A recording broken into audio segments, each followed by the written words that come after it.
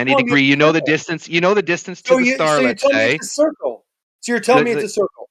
and you give me a radius. So I can tell again, I'm 2 asking pi r. if you can determine 2 the pi size r. of the circle 2 with this pi r. basic 2 pi r. basic 2 trig, pi r. 2 pi and you're r. saying 2 pi no. r. I don't need any angle. I don't need any angle. You give me the radius. So fuck you.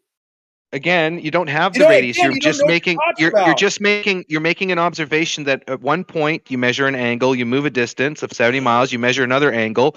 You notice between 45 and 44 there's a degree change. Can I determine now the size of the circumference No, based on that it's information? not a circle anymore. Why can't I multiply it by 360 knowing that 1 Because you degree over a because it's not a 360 degree circle. circle?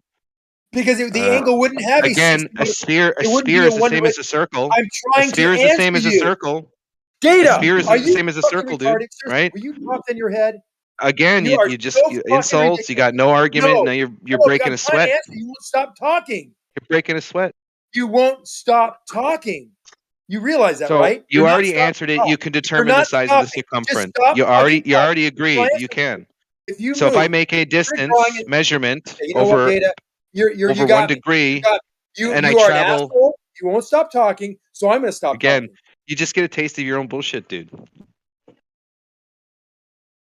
I drew the object that you're talking about, a circle above a flat You just surface. proved it right. I'm asking you if that represents what you're talking about. And no, if you have a 60 nautical mile per movement for 1 degree, that's not going to equal the circle. It will not work. It's impossible. So if you're telling me you have a radius, I can tell you the circumference just by the radius. I don't need any change in angle. But if you tell me there's a change of angle and it's 1 degree, and you want to know if I have what the diameter of the circumference of the circle is, I'll say, how do you know that's not a tangent? How do you know it's not a straight line? So again, so the You distance don't of know. 70 You do not miles, fucking know. You're being the an distance idiot. of the 70 miles is part of the radius. Is there a curved radius or is it a straight What line? do you think 70 miles is part of the radius? Well, if you want to determine the distance of the circumference, you're going to have You a said radius you line, gave me a right? known radius. You said you gave me a known radius. No, The you distance measured, cannot be- you know the distance between 2 points. You know Okay, that that's the distance. radius. You've That's the measured that radius. distance. Then That's you've your measured supposed. two. That's your Then you claimed measure two radius. angles. Oh Listen, God, Data. using Did the you law ever of signs. graduate high school? Seriously? Using the law of signs, when you go Law of between 2 signs points, you have means a you have no a distance. triangle. Guys, Where's the relax. triangle? Relax, guys. Where's the One at a triangle? time, please. So I'm Jeremy, making I'm going to I'm stop making now a because you're simple moderating. Jeremy, mathematical. I'm You using have a, to let mute us have both 30 of them, seconds, please, please. Jeremy. I Mute invoke the both. 30-second rule, please. I take a right angle triangle Jeremy, do we comply? 30-second rule, Jeremy. and I use Very part of good. the law of Everyone gets signs, 30 Begging, seconds. mute Go both ahead. of them. I Data's cannot do going this. first. It's which impossible. so the law of signs is from a right angle triangle. That's how it's derived. What you do is you have a known distance and you have 2 angle measurements. If I have a known distance and I travel 70 miles and I measure at 65 degrees one angle and then I measure at 64 degrees, I know that I've traveled using the law of signs. This is along a radius line because you're going from the center point of the GP of the first star that you're measuring, which in this case we're using Polaris. That's going to have a GP at the center of the circle that you're measuring to. This is the mathematical assumption that you're going to use to determine the size of the circumference. So if you use that, you know that if you've traveled along that radius line, that 70 miles is going to give you 1 degree. Well, you want to know the circle size. You take the 360 and multiply it by that 70, you get the size of that circle. That's what basic, I shouldn't say basic, that's what just trigonometry will show the size of the circle if we use that methodology. No, it won't. That's what I'm trying to tell you, but you won't stop talking long enough for me to correct you. Smile, smile, wink, wink, nudge, nudge. No, you would. So you know who did this? What's his name? Flat something. Another guy. Nope, nobody's done it. Flatsoid. Flatsoid did that. He did exactly what you're talking about, and he put it on chat. I caught his video, screenshot it, and put it in the chat for you. So I have it on there. That's talking like you are. That doesn't work for a sphere. If you blow it up, you can see that. If I have a 28 degree angle from you to this object, that should be 3,720 miles. Yet if I have a 62 degree angle, it's 1,800 miles. That doesn't work for 60 nautical miles per degree. It doesn't work. It can't. How many steps are in a nautical mile versus a regular statute mile? Forget it. You're how lost. many steps? You're How many beyond paces? help, Data. How many paces are You're in a beyond nautical help. mile versus You're beyond paces help. of a statute mile? How many? There's you're a big beyond difference. help. There's a big difference between statute mile paces and the length of it versus the Yeah, nautical 60 mile nautical length, right? miles. 60 nautical miles equals 70 miles. Sure, 69.129 miles, right? Yeah. We don't have You're to get looking into at six. in You're looking at decibels. 6,076 steps for 1 nautical mile and 5,280 Where steps are for you 1 going statute with this? mile. You're just making more nonsense on top of the nonsense you said before. No, I'm Can you educating stop anybody who wants. poisoning the well? I want to hear what he has to say. It's not poisoning the well. It's nonsense. And anyone who's Can please incoherent stop? can Please see stop, it. because obviously Okay. the All right. Earth is both what, land and water. I already see an issue where if the equator is one length, then what does that say about the difference between statute miles and nautical miles? That's what The I'm saying. nautical If you're miles going to has make, nothing you're to going to make a, it has you're going to nothing to make do a with water. measurement. It has nothing to do with water. Just because it says nautical. Nautical means is this degrees is 7.2. This 500 miles 7.2 degree relationship. This 1 degree for 60 miles, 60 nautical miles is the relationship. That's the relationship. That's where nautical miles comes from. This angular change with using celestial navigation as we travel. Yeah, the so equator- It only works over water then, right? No, it doesn't. It works anywhere. It works only at the equator apparently as well. Anywhere. That's where Anywhere. the overall Anywhere. measurement of the arc minute is supposed to be derived. Is the equator apparently. So the 0.016 angular degree or the 1 arc minute happens to do with an angular measurement of optics. And they're conflating optics again for the size of Go the back Earth. to Hence your why. assumption. Hence, You can plot out a circle above you that is relative to a 60 nautical mile or 70 mile for 1 degree relationship. It doesn't work on a you're sphere. all going to navigate on a It doesn't circle. work on a sphere It's all around a you. circle. It's all a It circle, does buddy. It all describe it. It derived. does not make a Great circle. circles It is makes it fundamental of the it makes sphere it model. possible.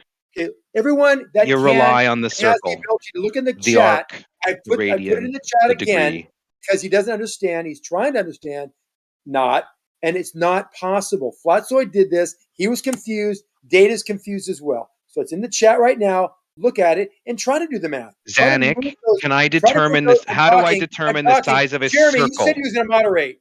Jeremy, without you said knowing you were going to moderate. This is fucking a shit show. radius? Ridiculous.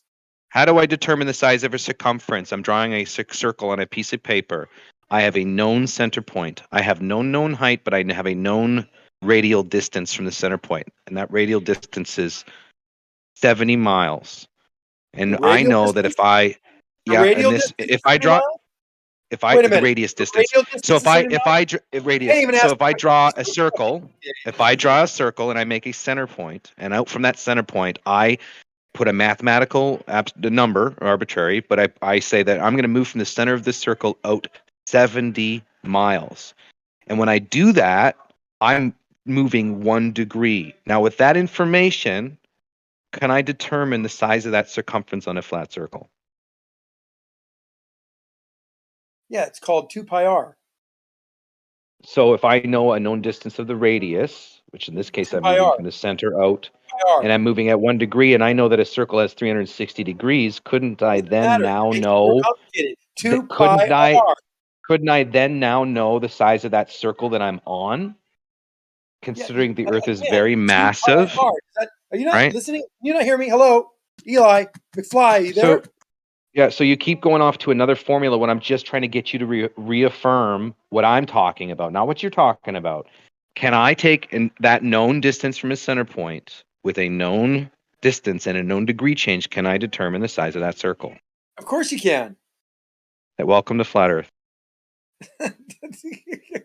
Such an idiot. No, not welcome to the Flat Earth. Sorry. Take that same logic and look at the drawing I put in the chat and see how that does not work for objects that are above your head by you moving a constant 60 nautical miles. You're going to talk about celestial terrestrial. I'm talking. You forget to mention data. Unbelievable data. Seriously, unsurpassed by anyone in this entire Flat Earth community. A minute now. We're not just going to say Data's name right here, right? Yeah, because I've been trying to say one word here and there and have not been able to do so. Zanuck, just go. Zanuck, go. Data, you can go next. Let's go ahead. One at a time, guys, please.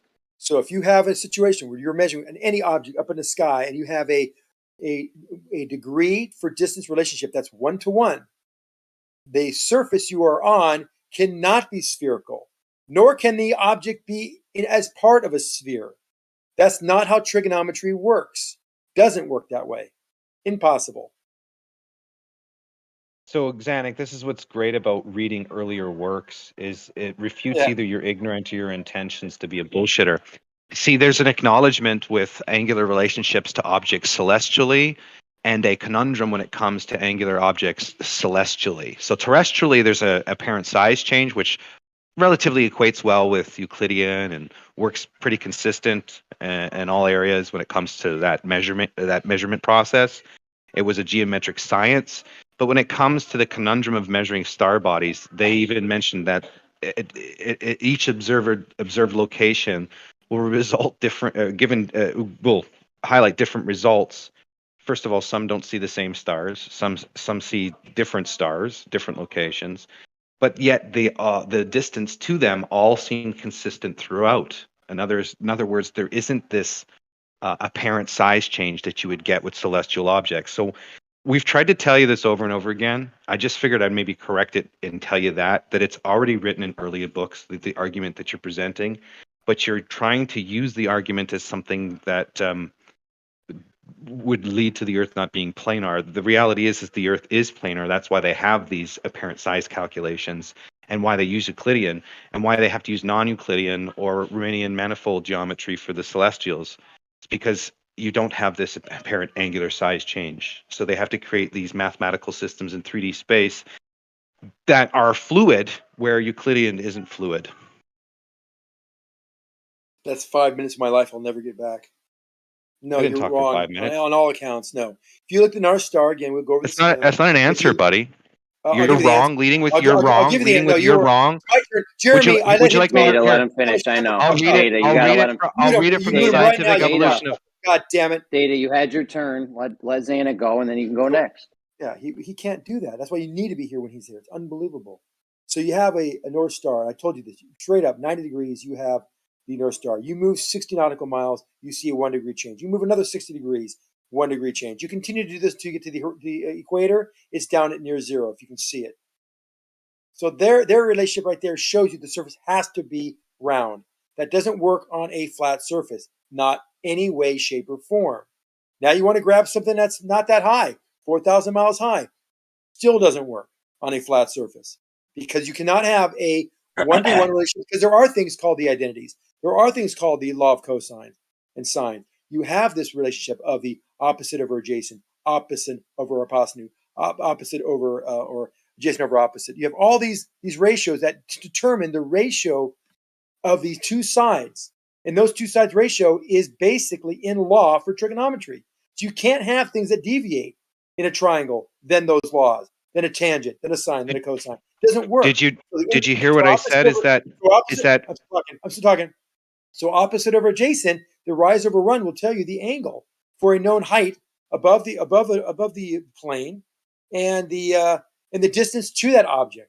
So you have a height and a distance. You take the arctangent of that, or the inverse tangent of that. That inverse tangent will tell you the angle to that object from your height versus the ground. That is in stone. That is trigonometry at its best right there. And as you move closer or further away, that angle will change and it will comport directly with reality of the distance over a flat plane. Now, if it doesn't, you have to then wonder what's going on. Is it refraction or is the Earth curved? But I'm not going to say, we're just talking about the basic math here, which you seem to be very confused on. So it leads with an insult and ends with an insult. So you have really no argument. So No, just so you know, you can't.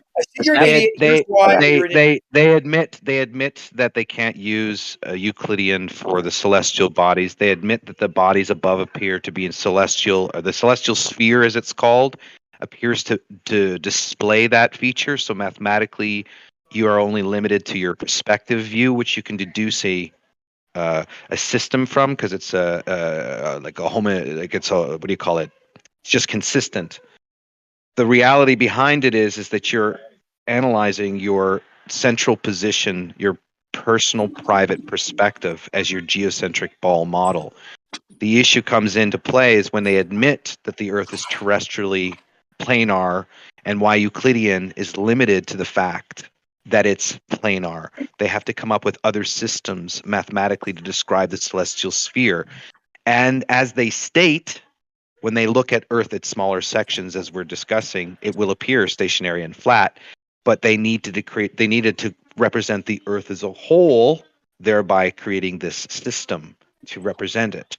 But this is the conundrum: is that present reality is planar and stationary everywhere you go, locally, and that they want to offer you a system as a whole, right? And so that system as a whole you can never defend or back up because it resides inside your mind or whatever program or whatever person you believe.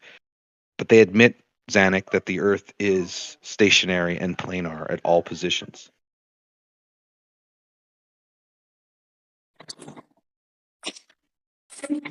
No, they do not. Everything you said was wrong. I mean, I can address every point by point if you'd like me to, but I think everybody here has already heard my argument. So you're wrong. Completely wrong. Sorry. Ptolemy says that he wanted to devise his spherical model because he wanted to represent the Earth as a whole. Now, would you like me to bring up an Encyclopedia Britannica book that talks about the Earth being locally flat and stationary?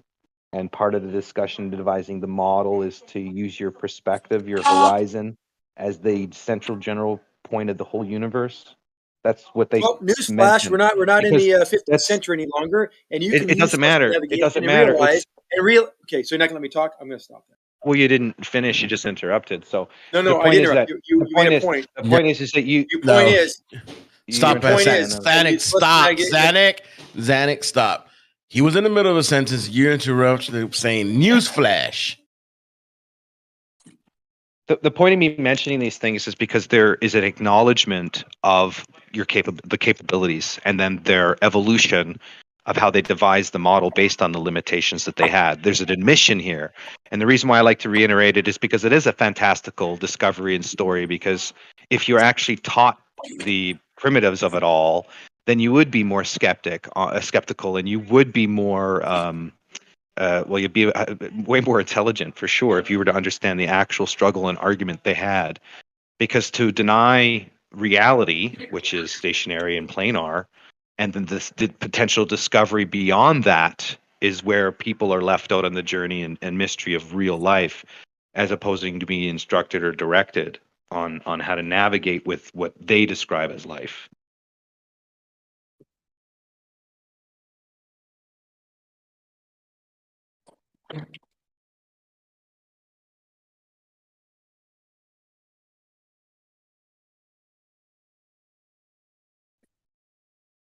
All right. Whew. Tough, guys. Let's go. Does anyone have a rebuttal to that, or?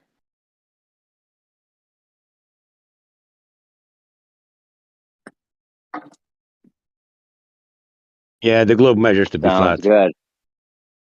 Sounds Well, good. you think about it. You need something to measure from. So what is going to be the simplest format?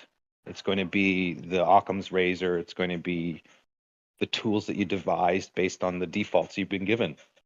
The amplification of these pendulum swings and all these. I couldn't reduplicate the pendulum. Jeremy, have you done the pendulum and reduplicated it? I've never even tried. Well, you're the science guy. I mean, Kosho told me that he took a 10 meter rope and he hung it off his apartment building, and it swang for a duration. And then Zanuck told me he did one, I think 10 feet from the ceiling, and it swang for 45 minutes. I mean, even if the precession is true, it's an affirming the consequent fallacy, because you can never actually test. The cause of the precession would be Earth rotation. That's something you can't scientifically test. Well, here's my issue is when I filmed it, and I've done at least 20 film jobs of it. As it comes to rest, the only thing that I see is, of course, the oscillating. I'm using a stone and a rope, right? And all that is consistent is the randomness of the oscillation. In other words, if I take 20 of the recordings and they stack them up side by side, and it's the same experiment over and over again, they don't have this. You'd think that if it was a pattern, you could measure the pattern over time. In other words, 60 seconds you would have an oscillation, minute and a half you'd have an oscillation. It would vary in between those time frames to devise a pattern or a recognition pattern of what is causing the effect, right? But I get no consistent pattern. They're all random. In other words, if I stack them up and time them the same, they'll all oscillate at different patterns. So where would I go to determine like what would I do next? I don't know. I would go to the place where you're supposed to get the most deviation and then check it there. So I don't know. Is that the North Pole, or maybe go to the South Pole and try it there? Nobody's done that experiment in the North Pole that I've seen. It's not an experiment, but I mean, you can do an experiment on it. It'll just tell you that latitude change causes precession and different precessions in a pendulum. It doesn't tell you why the precession is actually happening or not. So this precession that you refer to, I mean, we're looking at a 360-degree circle on the floor, and it's going to start in a straight line between 2 points, and then it's going to deviate and end oscillating between 2 other points. Is that what you're saying? Well, you're supposed to swing it back and forth, and then when it's done, it's supposed to be at a different position. How does that work? What's supposed to be at a different position? Because you'd have to have a direction to the device, right? Say you just let the pendulum hang. Say you let the pendulum hang, and then you draw an X underneath it, and you had it lined up perfectly on the one line or something. Then when it's done swinging, it should be off of the line if you're not on the equator. You mean it would be tilting? Like, how would it be off the line? I mean, you're looking at yeah, I know. It would deviate from the line. Let's say we had a pole going through this. Let's say it was a rope and a ball. It's like they have, but we have a pole going right through the center of it. That pole that's going through the center of it it's directly 90 perpendicular to the ground, right? And I pull this thing. You're telling me that this axis of the pole that I just put through the center of the ball will be shifted off position of the zenith? No, I'm telling you that if you start swinging it on a line and it's swinging back and forth on the one line of the X you drew, that near the end of its swing, it should be swinging off of that line. Like how they set the pegs up. Wait, the end of its swing. You ever see when they set the pegs I up? don't follow. The end of its How swing. do What you does that not mean? follow this data? You've been in the argument so long. So I'm running through the experiment, right? Yeah, I've seen it. So you know how it starts off, it'll knock one set of pegs over, and then as it continues swinging, it starts knocking other pegs over because it's deviating from that straight line swing that you put it on, so it's going between the 2 points as it's traveling between those 2 points, right? The rise and fall of the pendulum. You have it deviating between those 2 points because let's say it's in a 360-degree circle and you've got 24 sections. It's going to hit these 2 point sections first and then go to the other 2 point sections first, and it goes through as it processes, as you described. That's what I stated earlier, right? Do you follow me? Am I saying that correct? I don't know. You lost me on that one. What did you say? So the pendulum swing has got the rise and fall of the pendulum. That's going to travel between 2 points on the circle. As it's deviating, it's going to go, because you have, let's say, 24 sections on that circle. And as it's moving back and forth, it's going to precess to the right and go between, let's say, 1 and 6. And then it's going to go, and then it's going to be going 2 to 7, right? You understand what I'm saying? Yeah. It starts out at it starts at noon and 6, pardon me. And then it goes to 1 and so it moves through that. So that's what you're saying. So you got it, see, Dave, yeah, I understand that. That's why, but I said that in the beginning, so I don't know where that got lost in translation. Okay. Yeah. So anyway, so I'm saying I can observe that, but what am I supposed to expect? There's obviously a presupposition that I'm looking for.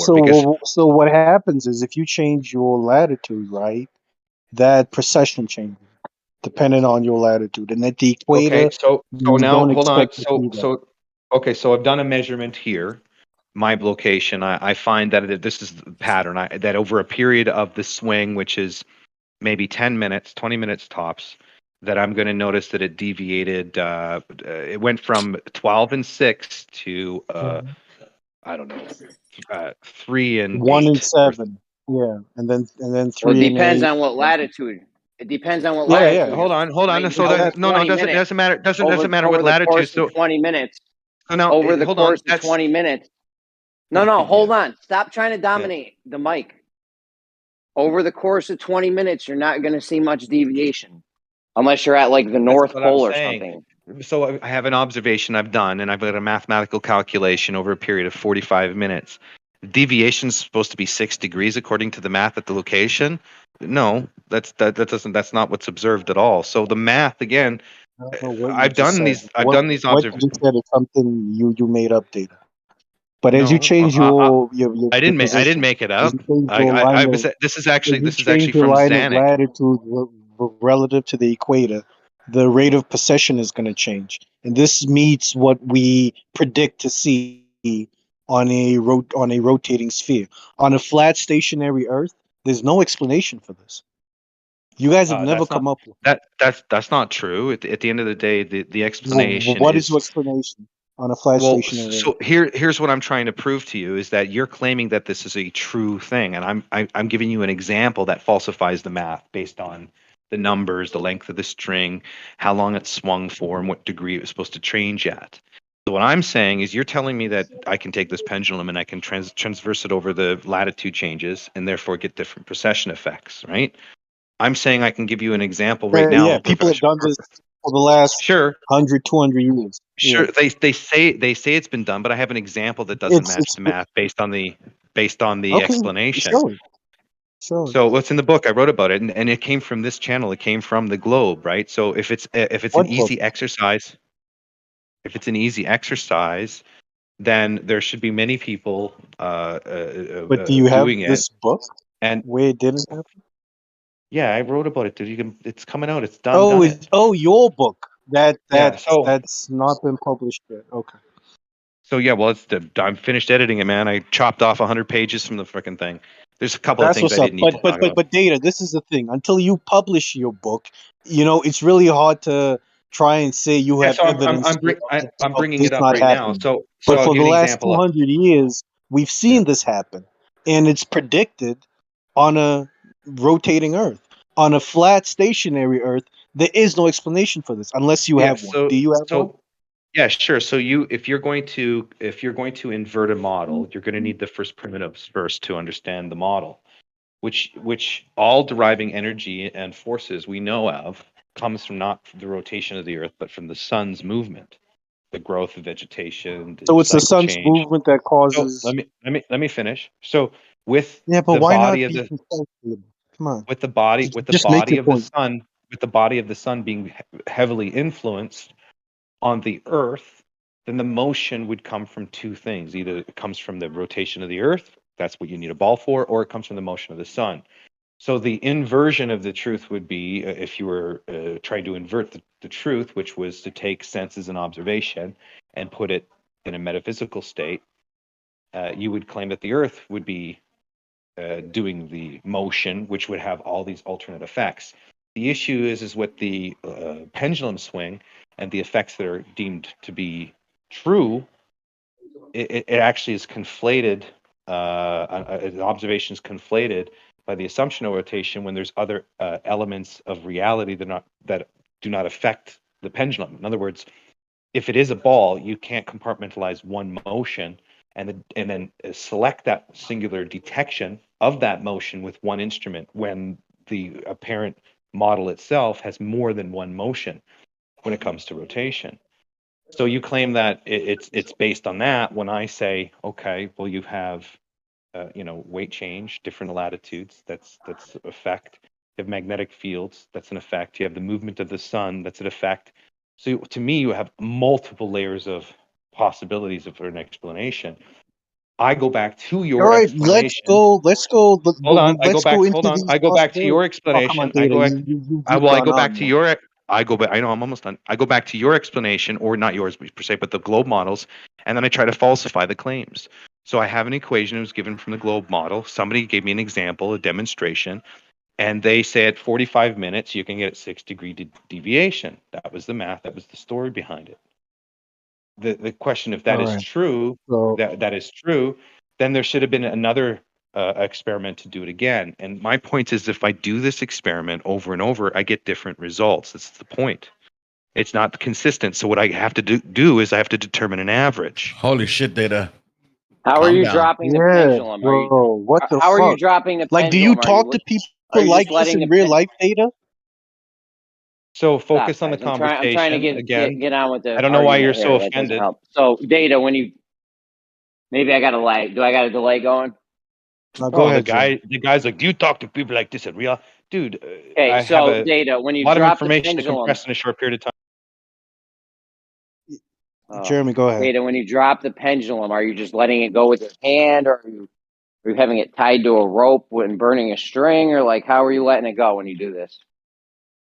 So if I have a distance from the wall, what I do is I have a marker on the wall, so I hang it from the ceiling from the wall, and it basically try to get at least a 10 or a 15 degree tilt to the wall. So basically, I hold it up to the wall and then I release it from the wall. So it's released at every point exactly the same.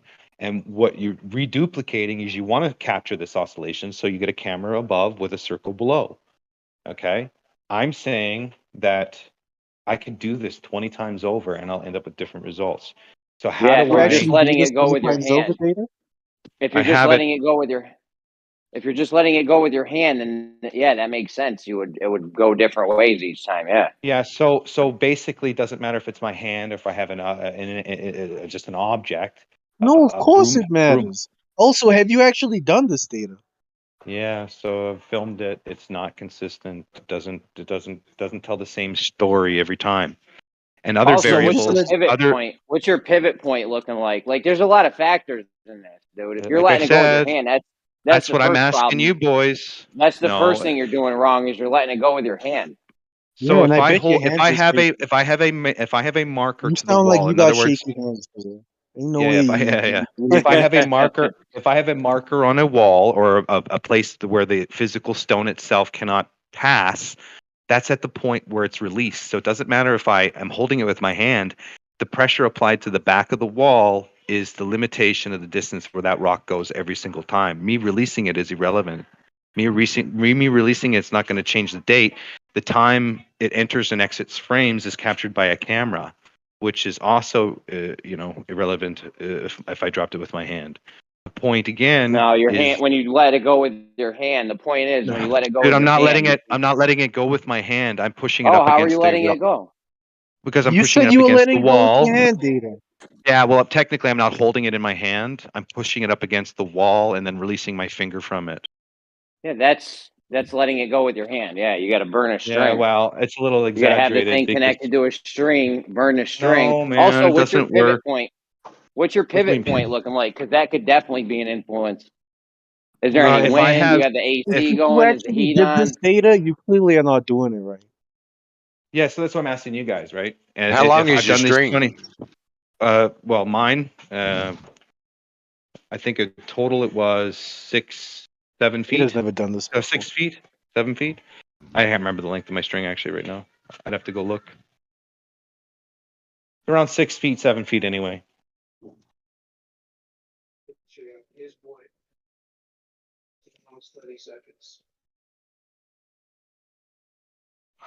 But yeah, moving away from this, is there an explanation for how this happens on a flat Earth? I heard Data bringing up some Yeah. So possibilities. It so could be again, magnetism. Or if you're yo, talking bro, about the you stopped sun, speaking. I started speaking, and like, well, come you on, brought me man. up and you're Come on. talking about you're speaking for Wh- me now. I'm not speaking for you. I'm Yeah, you speaking. are. No, Yeah, you're so speaking for me. let me speak. It doesn't matter. Let me speak. Hey, you All asked a right. question, man. You asked a I, I, question. I, I'm He not wasn't through done though. though. There's more I want to say, Travis. Jesus Christ. You don't need to take the name Yeah. of our So Lord in come vain. on, man. Let me finish. Why don't you say Why, Mohammed? why, Damn it! Why don't you say Mohammed? Damn it! why don't you Guys, let me let, Mohammed, damn it! guys, I'm gonna mute everyone. Let Nate finish, guys, please. Yeah, like, are you guys like this with people in real life? It's Mohammed, ridiculous. damn it! But anyway, as I was saying, yeah, so a few possibilities brought up was magnetism or the movement of the sun. do you care to go like deeper into this data? Yeah. Like So I how said could the talking movement about of the the sun pendulum, cause you were it? talking about the pendulum, right? And I said there's many variables regarding the Yeah. pendulum, and the fact that you're doing this measurement and telling me that different latitude changes are going to have different degrees. I'm saying that I'm doing one observation here. I've got two observations, one from somebody else who's giving me math duration. The degrees don't work, and then applying that math and the observation here, I get inconsistent results.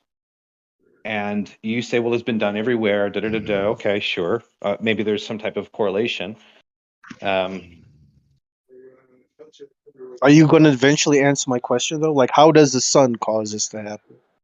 So if you're The looking at energy, because the idea is that something is moving this pendulum, and in your model, you need two separate reference frames to have any deviation, but yet it's attached to one, and then it's showing the what? deviation. So to have any kind of deviation from rotation, you have to What are have the two. two different reference frames needed in our model to have this deviation happen? Inertial and non-inertial. What do you Well, mean? that's That's what you the need to have the Coriolis. This Foucault pendulum is the Coriolis effect, and you have to have two reference frames. What do you mean two Otherwise, you don't reference get frames? it. If you don't have You the you inertial you and the you use non-inertial this reference frame, from a non-inertial frame of reference. if you How are don't have you the how are you pendulum, viewing this from two reference the frames? pendulum, the body is I'm apparently sorry. attached to the rotation of Earth, right? Did Jeremy's sentence when he was actually explaining get in the way of y'all's sentences? yeah, in It did. order to have the Coriolis effect, you have to have an inertial and a non-inertial reference frame. I mean, you can look this up on Wiki. This isn't something I just made up. No, the Coriolis effect is only visible from a non-inertial frame of reference, Jeremy. Yes, but the other reference frame must exist for it to happen. What do you mean the other reference frame must exist for it to happen? Like It elaborate can't on happen that. without it can't happen without both the reference frames existing. But So what do you your mean? You're just repeating you don't yourself. even understand how your Do you pendulum not thing understand works. what exist means, or I don't know what word are you confused No, on? but what do you mean by there He must be doesn't even these two understand how your reference frames? pendulum If I'm has on a to have. merry-go-round, right, I'm in a non-inertial frame of reference. That's when I'm going to see the Coriolis. The only Like, way your Okay, and there's pendulum also going to works. be an inertial frame that has to exist. Otherwise, you don't get it. He doesn't understand that his own model but explains that the I'm not base. in that. Your own I'm model not in. explains the base I'm of your not in an inertial pendulum. frame of reference when I Your experience pendulum the base Coriolis is attached to effect. the rotation of the Earth, and the pendulum itself is in that inertial space. The pendulum body that it's swinging from is in a non-inertial reference frame. That's how they get the separation of degrees. How else would you get it? That's what your own model explains, buddy. And you're just Yeah, learning you this guys, now? you guys on understanding it right. The reason we see this is because we're in a non-inertial frame of reference. I don't understand Dude, this whole your the pendulum has deviation. to have a But separation. Your pendulum has to have a separation for to show deviation. You get no deviation otherwise. And according to your model, the base of your pendulum is going to the Earth rotation, and the pendulum is swinging in the free space. Is the stationary part. That's the ironic part of what you're. yeah, your pendulum is swinging while Earth underneath it is moving. Which would require two reference frames, one non-inertial No, and it's inertial. not two reference frames. This is why I Then understand Zanuck now when he how do you says you guys don't demonstrate it understand without two reference. different reference frames? How do you Because you demonstrate it? don't need two reference frames to demonstrate it. It's You either happening need in one physical, reference frame. you either need physical contact for that, or you need an optical Yeah, illusion. you So guys don't understand. which is it in your model? An Well, I optical didn't say you illusion or a You needed don't physical two. need effect? two I reference didn't say frames you to needed see two. this happen. I didn't say you needed two reference frames to Yeah, demonstrate but it. I data's said you saying need that. them. You needed two reference frames to exist for it to happen. Yeah, I'm even not sure what you mean by that, Jeremy. But data's definitely say you need these two reference frames. I haven't seen it demonstrated without. You either need physical contact between two bodies, or you need an But what optical does illusion. physical contact have to do with needing two reference frames? This is why Zanuck is right when he says you It's guys just don't understand. because you need two bodies, two positions to interact. They have to affect each other in a manner. You either have a But physical effect or an optical illusion. the electric force, for example, is a non-contact force that happens in an inertial frame of reference. So that just nullifies and debunks everything you're trying to say right now, Data. You know, like you guys just say stuff. You're really According just to your saying. according to your model, that's what it is. Our It's model the doesn't Standard Globe say that. model. Our model does not Yeah. say that at all, Data. So You were just what? saying things. What's the Coriolis effect, man? Yeah. According to data, it's two Not reference according frames. to data. I'm asking you. According to How do you you, get deviation? What causes deviation? You have to deviate The from apparent, 2 fact points, that the right? apparent Earth is deviation. moving Yeah. underneath the reference frame. Sorry, moving underneath the pendulum. But if the pendulum is on a non-inertial reference frame, you have to prove that it's on one before you claim that it is on one. You're already saying it is on one because how and why? So which is this inertial reference frame? It's the stationary Which is the one that non-inertial? It's the one on the pendulum swinging back and forward. Yeah. The other one is non-inertial. It's spinning, meaning the observer is spinning. He's not moving. He's stopped. From his point of view, from his field of view, he can see the pendulum swinging back and forth. It appears to deviate. It's not. It's just swinging back and forth. That's the It claim. is deviating. No, it's an apparent deviation. Yeah, you cannot claim that the pendulums deviate. Otherwise, your claim Gotta make falls it to look nice pieces. for the so they come Your back and it's all claim, nice. the club claim, is that pendulums they don't deviate. They swing back and forth only. Yeah, the But the Well, I deviation do. is because the Earth apparent underneath deviation the should be pendulum caused is by the moving. rotation of the surface underneath the pendulum. You guys don't understand your own But the claim. surface underneath the pendulum is moving. It's not apparent. You see this Uh, happen. that's the claim. You still to prove the claim though. So you are you saying that? Whoa. So you are saying it doesn't happen? Yeah, I'm saying it There's doesn't no happen. non-inertial. Otherwise, with shorten flat times and so Okay, on. that's a whole different argument. Then you aren't saying the same thing Data and them are saying. You are saying it point blank doesn't happen. There's no deviation, apparent or non-apparent. There's nothing at all. Yeah. In reality, we don't observe Earth-based Coriolis effect is not observed. We don't see airplanes deviating from straight. We don't see hot air balloons deviating from straight. We don't observe that. We can observe if you go to a merry-go-round, like you said before, and if you are spinning on the merry-go-round, observing something inertial outside of the merry-go-round, it will appear that it's deviating from straight when it's not. It could be something stationary. Yeah. You could What see is the hurricanes deviate. Just staying there. what and is the name of those? spinning. What's But the name of that's those weird. guys in the cockpit in an airplane? We could see hurricanes deviating left lane. Which way do they rotate? What's Which that? way do they deviate?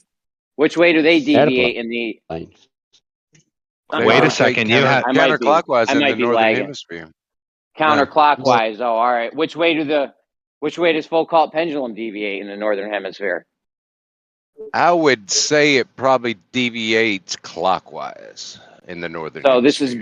this is both the Coriolis effect. Yet you have two different deviations in the same hemisphere due to the same cause. I would It's call not it different counterclockwise? effects.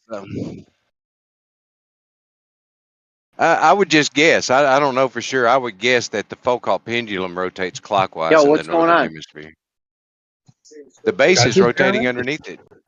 The pendulum that don't rotate, man. Yeah. That's So not the claim. if the Earth is rotating in the northern hemisphere, it's rotating. West to east. East to west. Yeah. East to No, west, which is the clockwise. Earth is traveling west to east. Sorry, west while to you east. have Yes, west to east. Yeah, well, yeah, west to east. So the deviation would be clockwise in the northern hemisphere. That's What because if if you I put what a if pendulum what if I on the didn't North get Pole, clockwise? What if you what? It's What if west. I didn't get clockwise? It must be west to east because the claim is that the sun and the stars they are stationary and they go from east to west. So in order for that to happen, if they are stationary, we need it to be moving from west West to to east. east. Yeah, yeah. Bring That's the the Yeah, globe claim. so is That's west. why the two reference frames are required. But this is not observed. Not with the hot air balloons or airplanes or anything like that. why do you think it'd be a bigger effect than the wind that the guys in the cockpit already compensate for?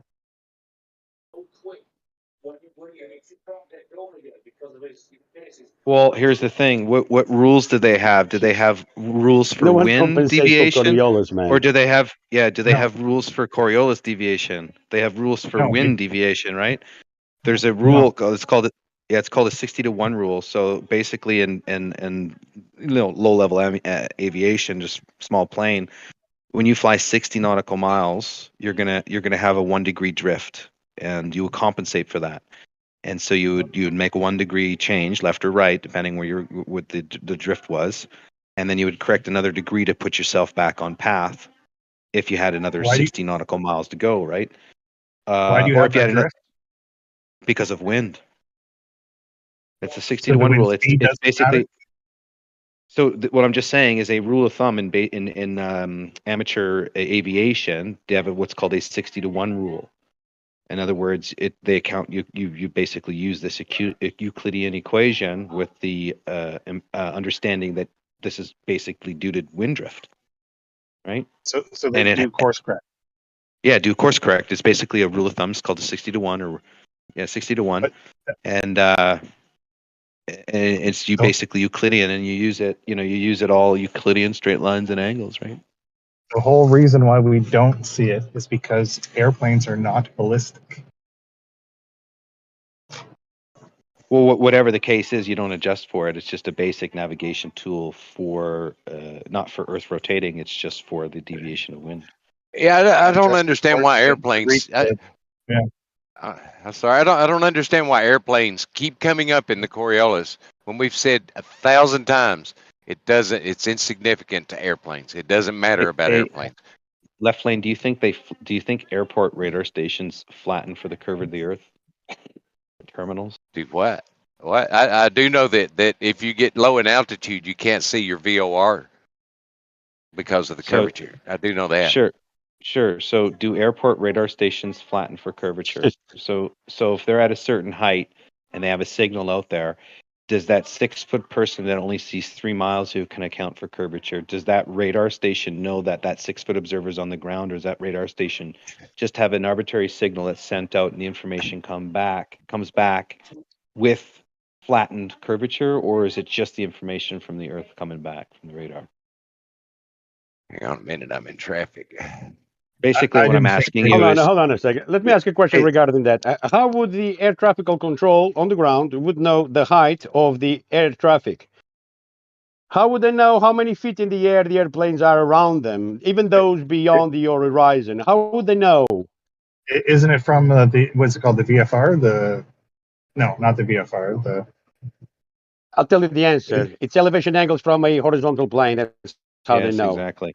That's what I'm saying, is that there seems to be no correction for radar towers to correct for a distance of 100 miles, but yet a 6-foot person on the ground can measure a boat going down due to curvature, right? So you kind of wonder, do they take that account in, since the globe's position is I can measure curvature, I see boats going down at the horizon.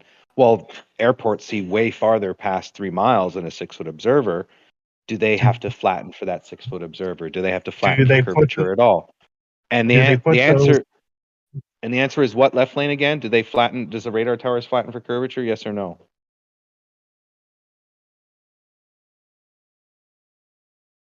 Well, he doesn't seem to be answering. So why do they put the radar towers so high when it would be much easier to work at them at? Well, logically, why you do that is because you want less interference with low-laying objects. Why is that? It's because your signal will get interfered with, and diffract and refract, and be basically weaker, depending on the wavelength that you're using. Lower, it travels farther. However, the point is that you are going to want to go higher because you want to have less interference, which means a longer signal, number one. Number two, less interference, which means you have a better signal to detect things. And your signal, because it has a radial path, will eventually bounce off of the objects the farther out, which would then interfere with itself. They call it diffraction. You may think that it has to do with Earth curve, but it's actually the intensity of light squared due to the height and the signal strength of the object, or the light that's heading out there. I wouldn't bring up radar at all for Earth curve. I would bring up geodesy and surveying. which is mathematics. Yeah, it So doesn't work on what's the what's Earth your curve. It distance? wouldn't work. What's your distance that you're doing this geodesy measurement to determine a geodesic? Because you're going to either know that it can't be measured over short distances. It can only be measured over longer distances, and you would have to use a process such as what? Well, they've measured the entire USA, so That they haven't pretty done long. that. That's a falsehood. You can go to Really? USGS. Yes, it is. You can go to USGS website. They needed $300 million of funding that started in 1970 because the United States was so large. And if you Not in research now, 1804. no, this is 1970. They started researching the size of the United States, and they also admit that they can't measure the whole Grand Canyon. It's impossible to measure the whole size of it. So there are misconceptions with your ability that man can do and what I think man can do. Okay. When was the USGS founded? Oh, I don't remember that date, but I can tell you if you go to their website and you look up when they actually needed funding to do their surveying, it started in 1970. They didn't know jack squat about the United States what- because it was so big. I believe it started in 1804, 1807, one of those. How did they get funded then?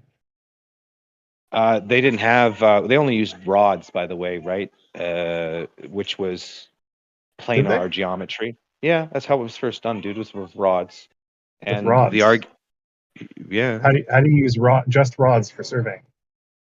metal rods and chains. It was length rods with chains to go over curves and slopes and stuff. You know what they did in the beginning, right? They used rods and chains, bro. Yeah, I didn't use rods when I did chain surveying. I'm not talking about you did, but you're talking about the Just chain. 1800s, right? Yeah, but I did chain surveying.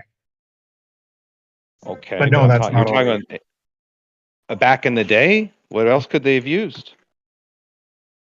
Talking about 1970 now, or back to 1804? Well, even in Say modern times, when they're using low altitude drones, they have an issue stitching frames together due to lens distortions. Back in the day, it was the astrolabe. But I mean, now we use GNSS. We use lots of different techniques to survey, and they all get the same answers. Whether it's If you GNSS, wanted, chaining, theodolite, total station. You surveyed a land using chains. Yeah, just a couple of kilometers. It was flat land or hilly land. It's not very hilly. It had a little bit of hill. Up and down. No, sideways hills, Rakia. Well, what I'm saying was it a hill gradually going up, or was it like humps? Some going up and down, some going up gradually, some going down gradually. You know, smart people can logically think of that. You don't have to be a smart ass. What I'm saying is if you use chains and the ground wasn't perfectly level, then your distances were off. No. Yeah. You don't put the chain on the ground, do you? Well, that's what he was saying about using rods. So that's why I was confused how you didn't know about the rods if you did chain surveying. So you mean the how stakes? did you do it? Yeah, what did you do? How far did you lift it we off the staked ground? it. How did you set A grade? couple feet. We didn't care about the grade, just about the distance.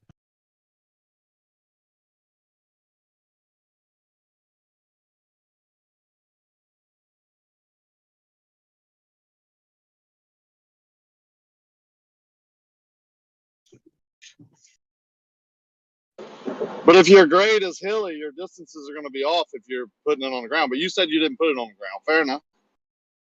I was just making sure because you didn't understand what he was talking about rods. Same rods you used, right? That was weird, right? You're talking about a survey guy, and he's like, I don't know what you're talking about. Like that was weird, wasn't it? Yeah, I mean, they had them attached to the top of rods a lot of times where they would get their length. You know, surveying crews use the certain length so they were consistent. And then depending on what type of topography they were going out over, you know, they would adjust. It No, is we do it at amazing how accurate it was. you do it See, at I'm not. approximately waist height, so you could pull to the force required, and one person would measure to make sure the chain was level, and the other person would either have to raise or lower their end to make it level. It's tedious because it's so time consuming. Having to pull it straight, aim it straight, or pull it tight, aim it, and then just keep going. Yeah. Staking at every spot. But we got this Imagine, intercentimeter. yeah. Imagine doing it over mountains, Yeah, through valleys, mountains. they didn't. They didn't Right, chain but that. They would chain large a hills. baseline. Even in 1804 or 1807, they used theodolites. You know, using the chain distance over a hill that's more than waist high. You understand what I'm talking about, right? They still use theodolites in the 1800s. To get distance? You could get Why would distance they with need the straight air. chain? The chain is to confirm your baseline length between two stations. Yeah, to get the distance. So horizontal. They have to make it horizontal. No, because you have to get the slope deviation between the 2 points, you need to establish horizontal. You don't care about the slope. But you're going to measure it as Oh, you're moving along. You don't. When you're chaining, you don't measure the slope. Well, okay. If you're going to measure a distance, you got to equate for the either subtract or add the slope if you're looking at a baseline. Why would you take or add the slope? You just care about how far away the 2 points are. Which is horizontal, right? Yeah. So you have So to why do you minus care out the So slope you to have get to go the horizontal. No kidding, right? What the hell, dude? I don't remember measuring slope when we did that. Could be Because you wrong. made It was the 25 years ago. It would have been 1990. Oh, probably more than that. 96. Oh, I thought you did it recently as a. Yeah. You did it as a We job. used GPS, but it was really poor. So it wasn't for a job. It was just to prove that the chain length would work. Yeah, it was basics of surveying. So we did chaining first, and then we used the theodolites. So what's That was the minimum distance that you need to get what you would recognize as curvature? Because I'm a little confused. I'm told at 1.5 miles at 5 points, and then if I go back and I read about history and what they actually had to do, you're looking at like 13 points and over a distance of like 100 miles or something ridiculous. So there's no one answer. which is it? Is it? Oh, there's no one answer. So it's not 1.5 miles, nor is it like 100 miles. It's just somewhere in between. Are you Canadian, Data? What is it? Hey, now? Data. Earlier So on, you were when's the having a last time you heard conversation with miles? You had a conversation with what's his name earlier on about the celestial sphere. Is there any way that you think, because obviously you're inferring that it is a celestial sphere, is there any way to disprove that? Because obviously they don't think it is. Yeah. Well, what do you mean disprove this celestial sphere? You have to realize what's giving you the impression the celestial sphere exists. It's He because could you're do it trying. easily. Hang on. He used the tool to make a horizontal to make sure his chain was horizontal to get the right distance within millimeter accuracy, if I heard him correctly. So he could use the same exact tool to create a horizontal straight line segment over a static piece of water and then measure down to the water and show that the water's curving. Right there, Mr. Surveyor? Yeah. Should be easy to do, right? Yep. I agree. That conflates with what's written in history and early science. What has changed between early science? Hold on, can I just ask this question? What's changed behind early science and measuring the Earth? They admit that everything is Euclidean locally until you want to get past a certain distance. You have to use a different set of systems. In this case, the spherical triangle is what they claim to be used. But I'm interested in knowing why you yourself don't realize that it's based on distance. That locally it's Euclidean, and that over a distance it's not Euclidean, it's non-Euclidean. So that's why I ask you, what is the distance? If it's not 1.5 miles, and if it's not 100 miles, where do you do it for yourself? You claim that you can do it locally on water. Well, you're the first person in human history to claim that. Then, so I'm asking you, what has changed between earlier science and you? Nothing.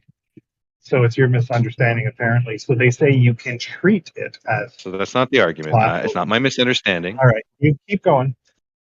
Well, you don't need to lead with an insult, and if you're going to end with one, I'm just going to interject and say you don't need to start with one. So surveyors say you can treat the land as flat locally, but there is no set distance to what is local and what is beyond local. It varies. I have not measured the curvature of Earth when I'm swimming in the lake, but when I get very close to the surface, I can see the floats on the beach rope that delineates the beach near my house. I can see them disappear when I get to the water line 700 meters away. That's what you're seeing, not what you're measuring. Yeah, that's why I said I didn't measure it. Yeah, I know, and that's why we're saying that's not a measurement. You're not measuring curved water when you see something obstructed by what you're saying is curved water. That's ridiculous. What are you saying it is? Do you know that every inlet I'm saying it's of land, atmospheric conditions causing a distortion of the reflected light getting back to the viewer due to the angle resolution. The angle. Well, there's a couple of things that you have to take into consideration. First of all, if you're looking at objects apparently disappear bottom up, you first must understand that your thumb at a certain position in front of your eye will block high-rise buildings 10,000 times bigger than it. So if objects in the foreground are closer to you, okay, and they're going to have an angular, like light's going to reflect back to your eye at an angular rate, and we can look at it at a squared rate because light itself is a square is 1 over distance intensity squared. I'm out. The fuck you Hold mean on, by angular rate? What's an angular rate? I don't know what you're talking So about. of light moving from an object to your eye, if you notice, there is a convergence with optics. But that's the first thing. The second thing is Wait, when do you're you mean looking at. angular size? First of all, yes, your optics of the eye are going to have angular relationships to objects in the distance. In other words, objects in the foreground are going to block out objects in the background regardless of distance. Eventually they will, because there's an apparent effect that happens. The ground appears to rise into a convergence. But that's number one. Number two, all bodies of water, I shouldn't say all, this is made too much of a generalization. You can go look at this, that inlets, land inlets, and our surrounding bodies of water around these inlets. Some of these waves have frequencies that produce 5 to 15 foot waves. This is just a fact that the outlying inlets have these, it's interacting with land. As it's doing so, it's creating a frequency vibrating off, if you will. And there's this. Wave. But hold on, this is what you have to. That's what you have to realize, though, as well, is that if you're looking over a body of water, depending where you're looking at, there's a potential 5 to 15 foot wave, and depending on your height, will still have a angular relationship due to the observer's height. In other words, all that light that's bouncing back to your eye will have a convergence point based on whatever you're observing.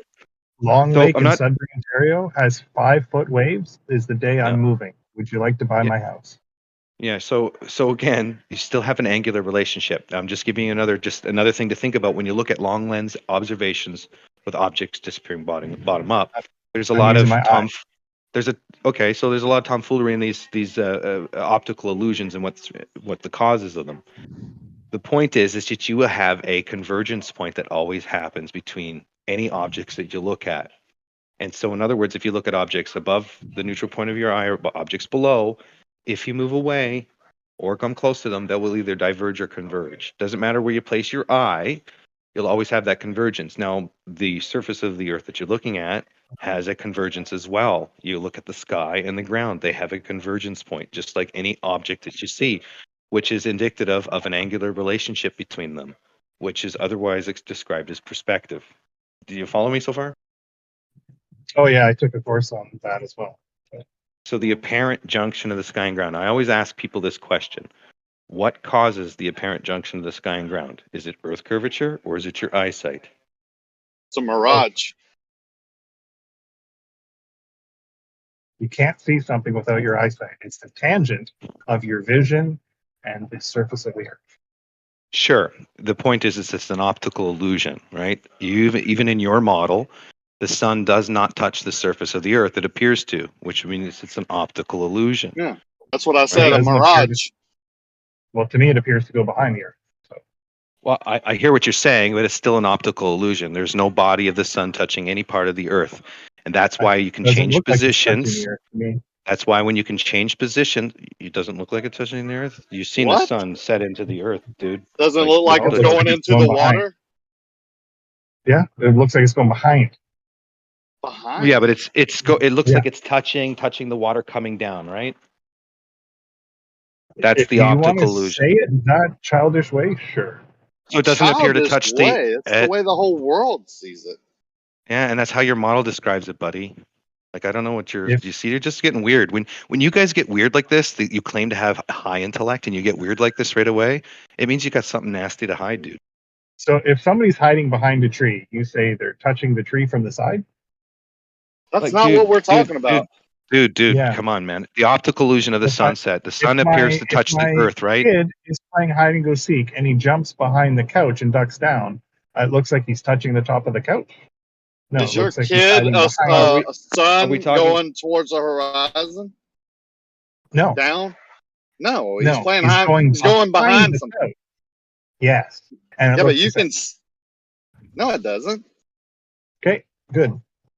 Maybe from side to side. Maybe if he walks left or right behind the tree, you could say he's setting behind the tree. But or if he's coming from the sky and he's going from Setting the what? top of the tree Behind the down, and tree? his legs, from side to side. Or if he's coming from the sky like the sun, and he goes behind the tree at the top, and his legs get cut off, Behind. you might can say he's setting behind the tree.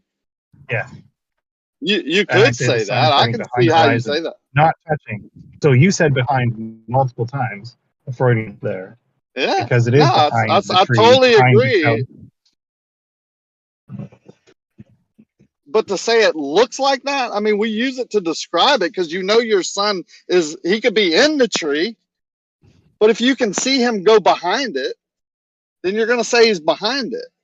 But everyone that I've ever heard in this argument that talks about the sunset said the sun goes down, not behind anything, Okay. like set. Well, They use Can word oh, like yeah, you can set. say it we goes all agree? down, Can we all agree that but it things goes only behind. will come down to eye level and only come up to eye level? Can we at least get to that common ground between all Like, of that us? they don't pass? Yeah, they don't. When they go farther away, they don't go past? Is that what you That's mean, not Zanuck? either. No, but Recky, would you agree that things in the distance, if they're above your eye level, will come down to eye level and no farther, no matter what happens, and things coming up will go no farther, no matter what I happens? disagree with that. Yeah. I can post a Well, picture right that's- now where George had line of sight with crosshairs where the horizon in the distance was above the crosshairs. Yeah, Yeah, he was they do demonstrating cross. severe They That's refraction. true. They That's true. absolutely do cross. Can Koenig just I said no matter respond? what, it's not going to cross. Yeah, I just want to put my 2 cents in now because you guys pull this shit all the fucking time and it's bullshit. You just said no matter what, it's never going to cross the level line. That's No, false. it's in theory. On some Dwight in theory. Schrute shit, that's No, for all false. the right. Not in hold theory, on. and we know that that's false No, because let George me has a let me picture. clarify. You're taking it out of context. Bro, you're going to talk the On a whole way flat through me? plane, there's no other forces involved, no other effects involved.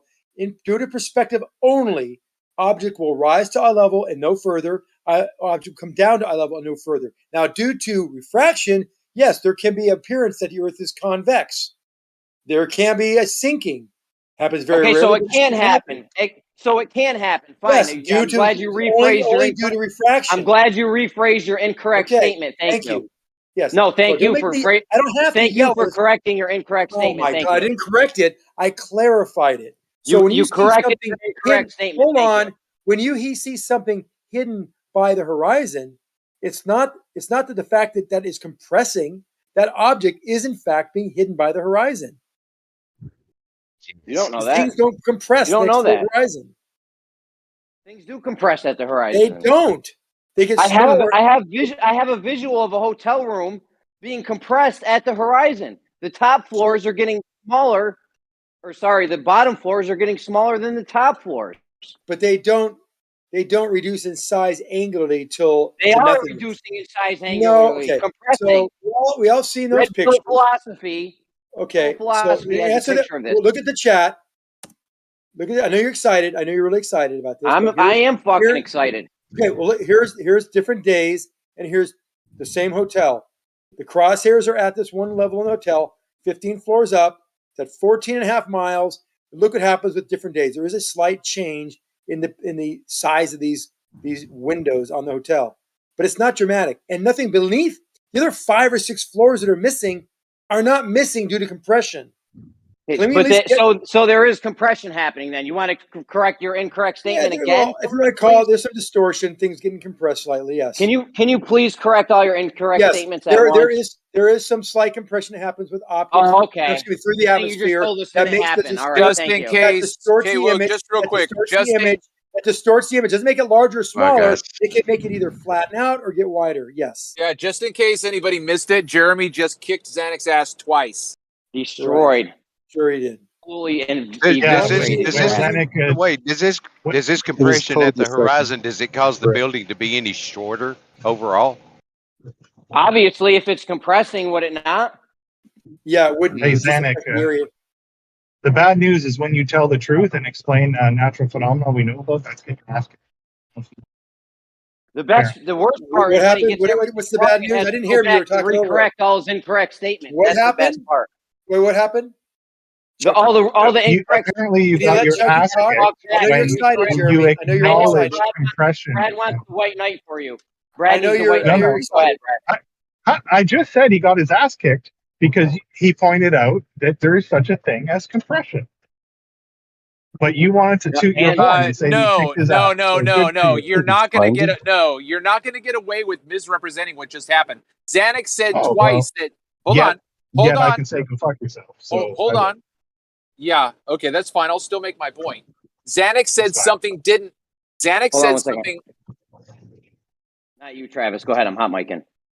Xanax said something didn't happen. Jeremy challenged him on it, and Xanax ate his words.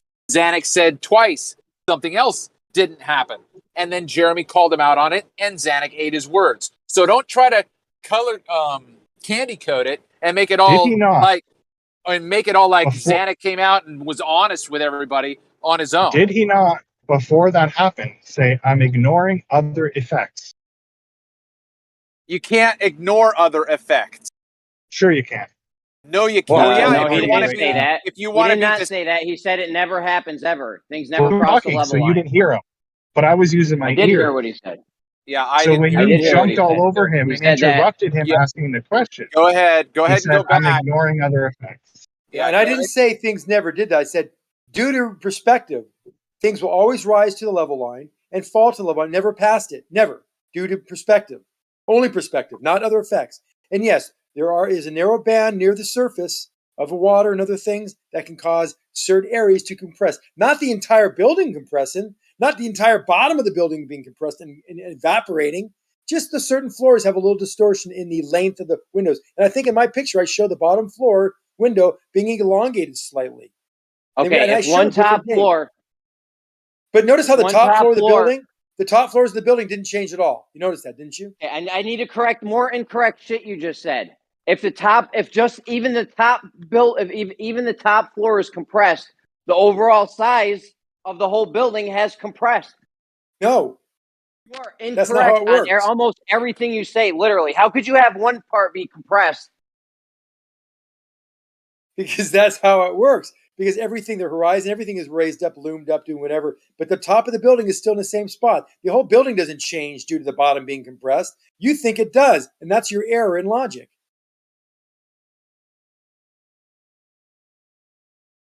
Hello? Hello? You just say Manny cookies? There you go, man. Yeah. Listen, I can't fuck with you right now. I'm at work. You're just incorrect all over the place. I've had to correct you. This is the I third think by time. your standards, maybe I am incorrect. If By you have the top floor, most hold on, everybody that Janet. is Hold like on. If you have the educated top in this floor- field, I'm not Janik, incorrect. hold on 1 second. Let me just make I a was trying to closing make one statement, quick- please, quick- before I go go. ahead. You went last. Relax. What's up, man? Not much, dude. What's happening? What's up? What's up? Listen to me. Listen to me. If you have the top floor of the building compressed, that means the whole building is going to be smaller and angular size. You were wrong. Just No, it's face it. angular It's fine. position. We all get stuff wrong. Its angular position in your field of view does not change. In fact, the picture I showed you shows that exact phenomena occurring. Some of these floors are missing. Some of them are compressed a little bit, but yet the top floors don't move. They're angular position in your field of view. So you're wrong. You're absolutely wrong. If the top floor of a building is compressed, it's made the overall size of the It's building not angularly compressed. smaller. That is a It's fact. not. It is. I'm showing a picture. They Not do get compressed. compressed. You guys don't realize how narrow that band of compression is. It's due to refraction. It's in a very narrow band near the surface where there's density gradient inversions. When you have a thermal inversion, this kind of things happen. When you don't have it, they don't happen.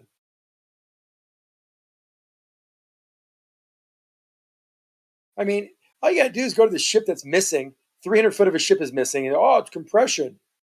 Yet the smokestack all the way down to the surface of the water is perfectly intact, proportional, yet the ship is gone. Where'd the ship go, Jeremy? Where'd the ship go, Travis? Even in your pictures, Travis, at Chesapeake Bay. Where'd half of that ship go? Your own stomping ground. Your bridge. Why is that whole circle of that bridge support, why is it missing? 25 feet of a bridge support missing. Or 50 feet. Oh, it's a huge bridge with huge cutouts, and one of the cutouts is missing underwater. How did that happen? Oh, compression. Perspective. Jeez. I feel like talking like QE. Perspective, rock. Perspective. Perspective. Get a clue, guys. Come on. Not that hard. Oh my.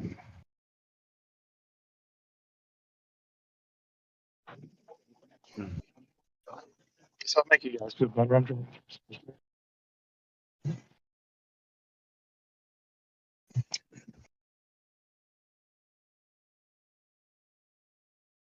Apparently, it is complicated though, Zanuck, because it's been what 5 years? Yeah, Yep. I probably should reel that one back. You're right. 2,000 years, maybe. Right. That guy just said he could measure curved water very easily by using the same tool he used to make sure his spikes were horizontal. I mean, his chain was horizontal.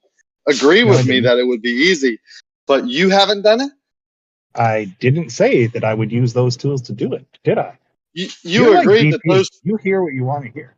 No, I you agree did that it would agree be that meant. those tools create All right. horizontal now, don't you? You know what? If you're not going to listen to me, Dave, you just make up your own story as to what happened, and you believe Did you that. just Okay? dox me knowing that I don't No. want anybody using my name? Oh, sorry. Oh yeah, watch out! Sorry? Don't be doxing Rakia now. Yeah, Howard, don't let him dox me, dude. You know that I've been very explicit on people like him not using my name. Right, Howard? Yeah. Yeah, I told him not to. What the fuck? Oh, you did? Oh, okay. I misheard you. I thought you were being a smartass. No, that's just it's you. tough. That's just you projecting. Oh, you When weren't your name being a smartass? when your name was that. No, he said to stop it. When your name When was was my that. name? When was my name that? Less than 5 years ago. So you're using my name from 5 years ago, when Less than on 5 years this ago. very server, people have been told more than 10 or 15 or 20 times not to use it. So what does that make you, Less sir? than 5 years ago. Does that make it doxing? Okay, I'll just call you Dick from now on. So Dick. No, hey, Why don't you Howard. just make up Howard, your own no story? name calling. Yeah, Howard. Dick is a name. Is Richard? Is Richard not a name? I can't call him Richard. My Brad, name what is the fuck, man? My name Brad. is Raquel. Rakia. Jesus Christ. Oh, So shit, you hold make on. up whatever story you want. Okay, you said I'll make 'Cause up you're the not gonna story you listen. said earlier. I'll make up the story you said Yeah. earlier. You said And you the believe tool that. that you used, as you overtaught me, the tool that you used to make sure your chains were Yeah, no, I horizontal. timed them out for 60 seconds for doxing and insult.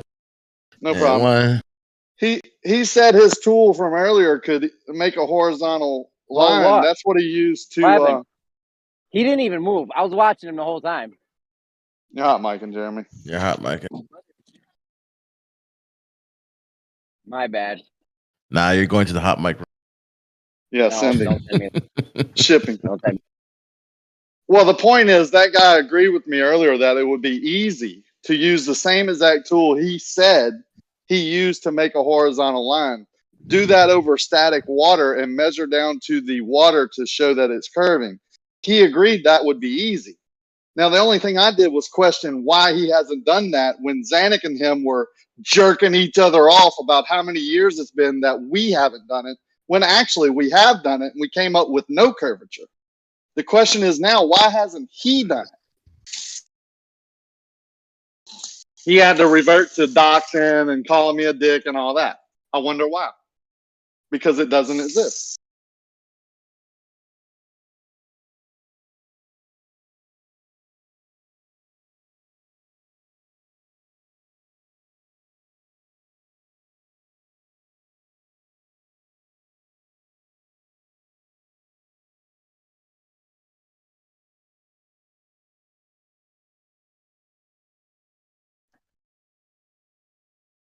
It might have been the only way he could got away with not actually providing anything is by doing that. So you get timed out.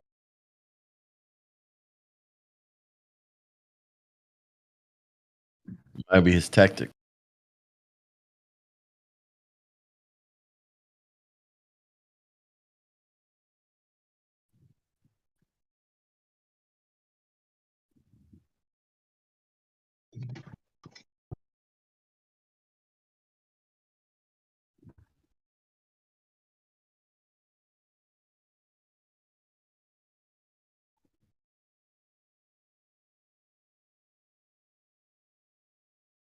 So if you have a building and it has an angular size, and then part of the building is compressed, it's obviously going to make the whole building's angular size smaller if part of it is compressed. Hot mic to Jeremy.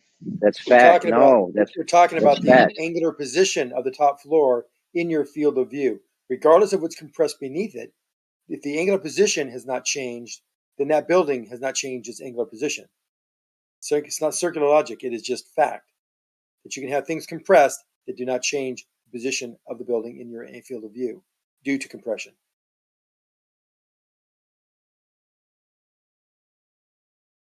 Make sense?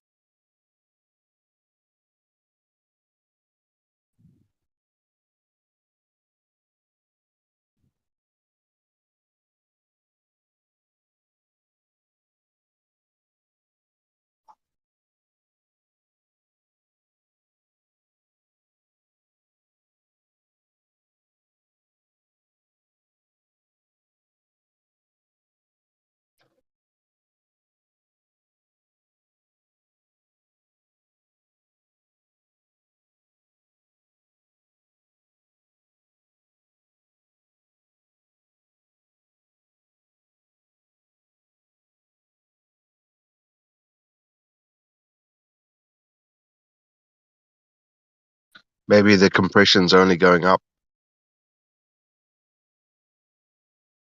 No, if something's compressed, it's smaller. Its angular size is smaller. That's what compression means.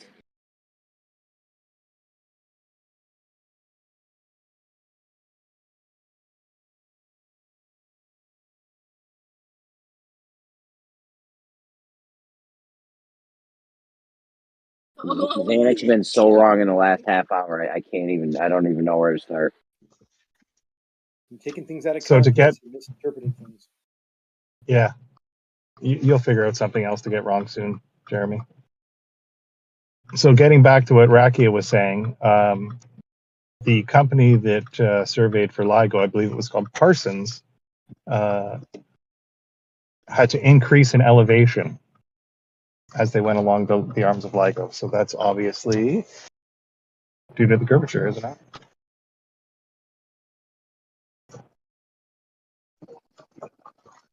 You can explain that one, Jeremy, if you want. I didn't hear it. Say it again. The arms of LIGO have to be straight. but they are going up in elevation as it gets towards the ends of the arms. Why That does the arms distance have to be straight? because it's an interferometer. So the laser has to go through the tube. And if it's not straight and it's a vacuum, they will hit the sides and you won't get the beam back. You know what the diameter of the beam is? The laser beam at LIGO? The diameter of the beam or the tube? The beam. No, it would be fractions of a centimeter though. Do you know how many Why does that molecules? matter? Do you know how many molecules are in a cubic centimeter inside the tube at LIGO?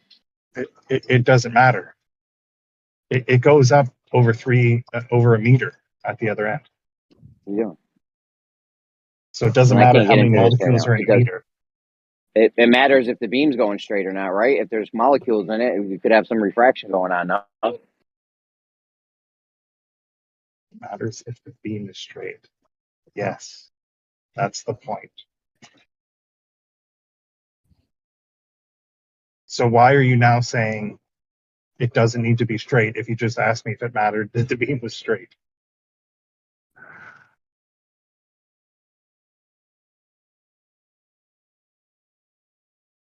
Hello? You want to go bake cookies with your kids instead? I'm at work. No. So why did you ask me if the beam needed to be straight at the beginning, and then you seem to be right telling now, me Brett. that the beam? Cool.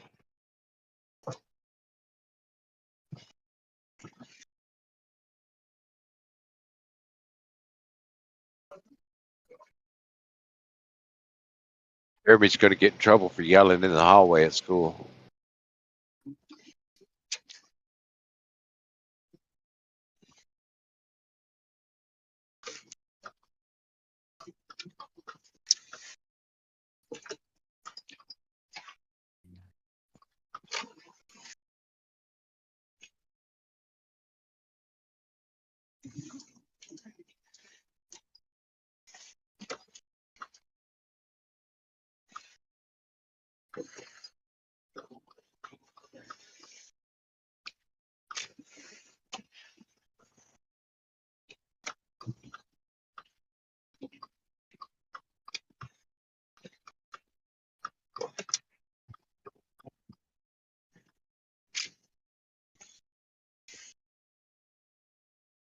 Jeremy, still working?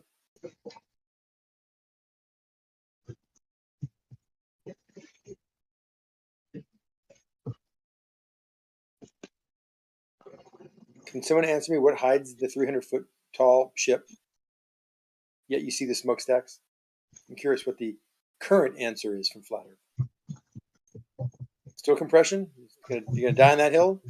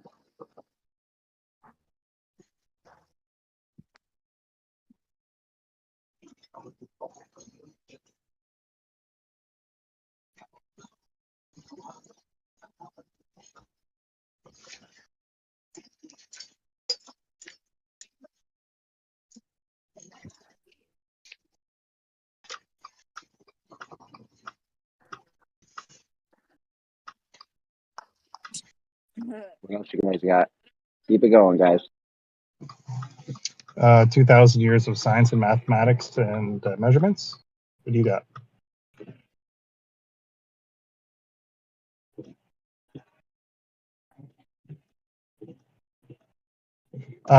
If DP's around, he can explain how his pamphlet falsifies the globe Earth. Did you see that, Zanuck? Left lane? Didn't see that. Yeah, he's got a recreational guide to the New York canal systems and claims that it falsifies the globe Earth.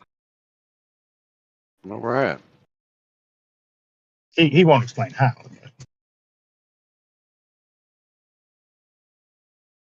Canals are flat. All right. Right. I got to go watch my son skip his first competitive curling game. So have a good night.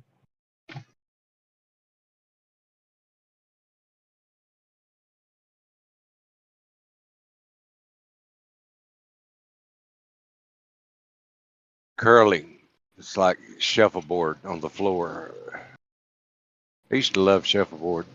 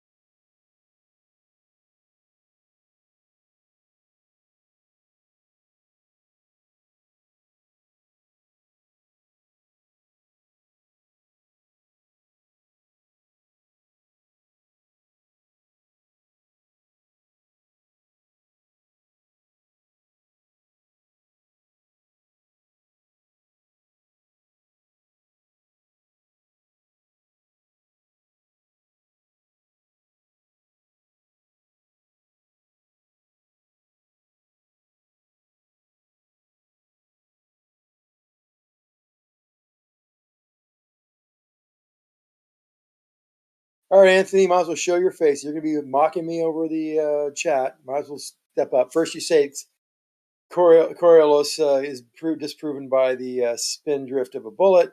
Then you say that Magnus is real and it makes bullets divert, yet it doesn't. Then you say you don't know what Magnus is. Now you're saying all the fact that bullet spin does cause drift. You're just talking out your ass. So if you want to say something, let's hear it here.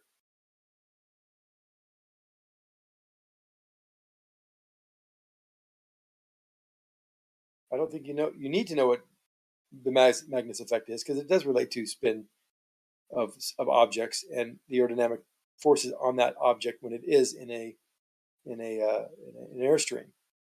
But it's not what you think it is. Come on, speak up. I know you're there. You said you're there. I'll speak if there's something worth saying. Yeah, well, maybe you won't say anything because you probably don't have anything worth saying.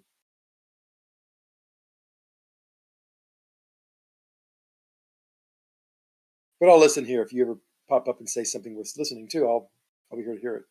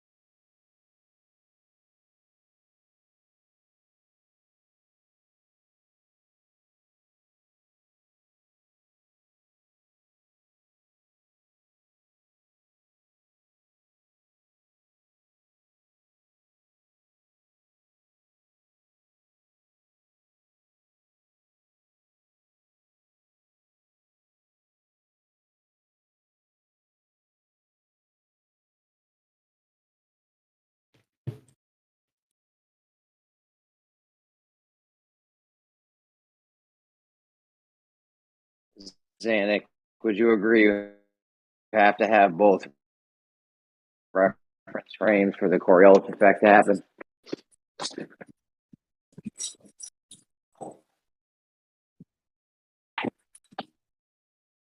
No, Jeremy, you don't need to have any reference or any view or experience of a inertial. There may not even exist an inertial reference frame in reality.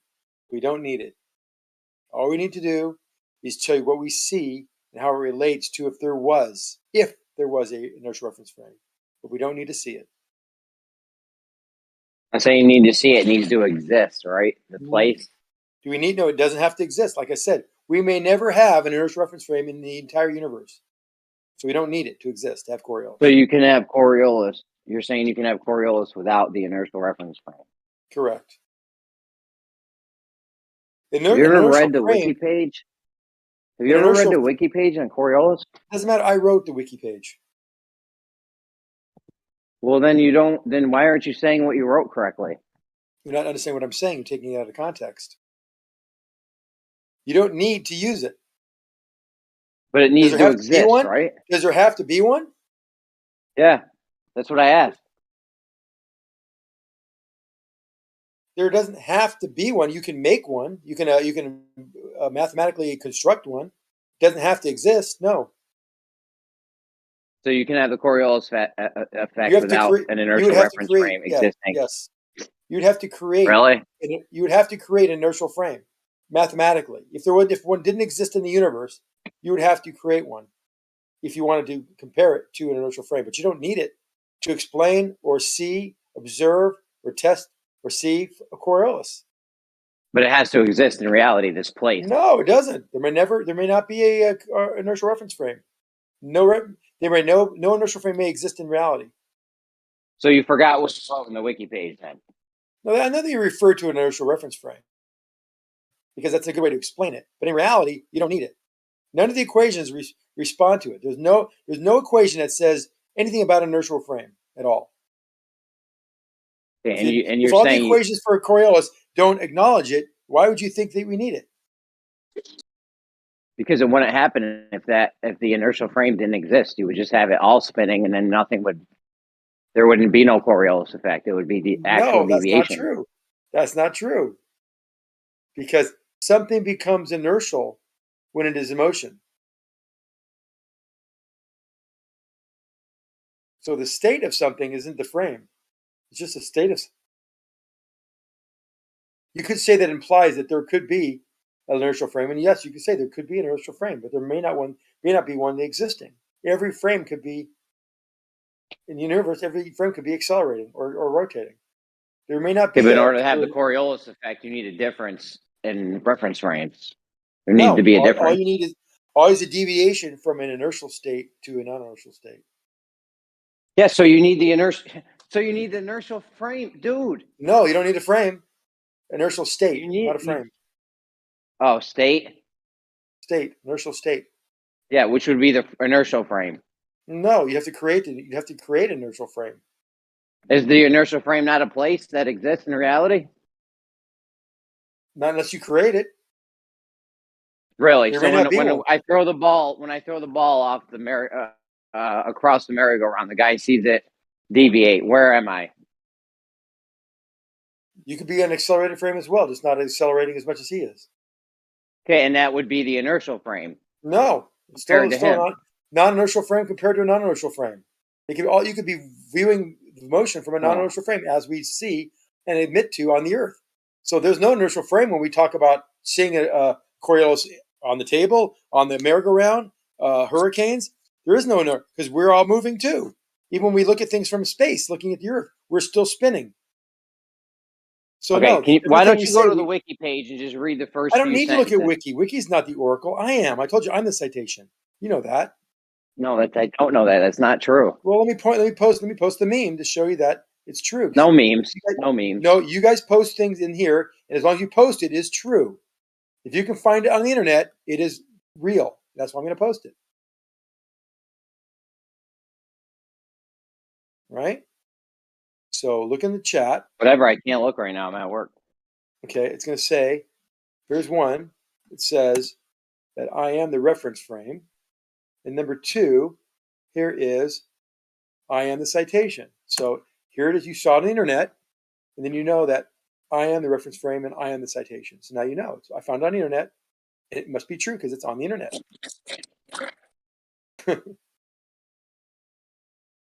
Using your guys' logic. Here's a picture of Magnus for Mr. Friggin' Knucklehead. What's his name? Anthony? What's his name? Go back here. Anthony, yeah, Anthony. There's Magnus effect, Anthony. Does the Magnus effect cause things to deviate? Yes. Parallel to the axis of rotation, though. I thought you said the Magnus effect didn't cause things to deviate. It doesn't cause a bullet to deviate. Bullets aren't. There's no Magnus effect with bullets. On the way down, there's a little bit that keeps them aloft longer, but it doesn't deviate left or right now. So there is We're being Magnus specific now. effect with bullets. Hyper specific. They don't deviate left or right due to Magnus effect, unless they have been ejected from the muzzle in a yaw. When then there would be a non-parallel path of the oncoming air to the direction of the bullet's flight and the axis of rotation. The Magnus effect. Remember, they dropped a basketball off the bridge and they spin it backward like a riser in baseball, and it rises up and flies off into the valley upward. We throw a riser, a backspin on a baseball, it rises up. That's the Magnus effect. The bullet's spinning axially. So it only has Magnus effect if there's a crosswind. So the Magnus effect is wind? Wind. Magnus effect affects a bullet, that is true, by the crosswind. The Magnus effect is just wind? Has to be parallel to the rotation. Is the Magnus effect just wind, or I don't know what you just said? Magnus the Magnus effect is the aerodynamic force that affects a rotating body when that force is applied and affects it in a parallel fashion, not perpendicular to the rotation. So not crosswind. Crosswind, yes. Crosswind will the Magnus effect is because of wind.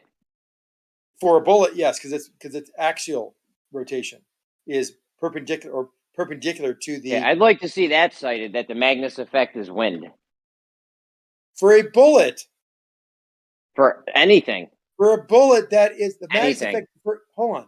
The Magnus effect is for a bullet would be wind left or right. Crosswind, not just wind, because you could go into a headwind and that wouldn't do anything.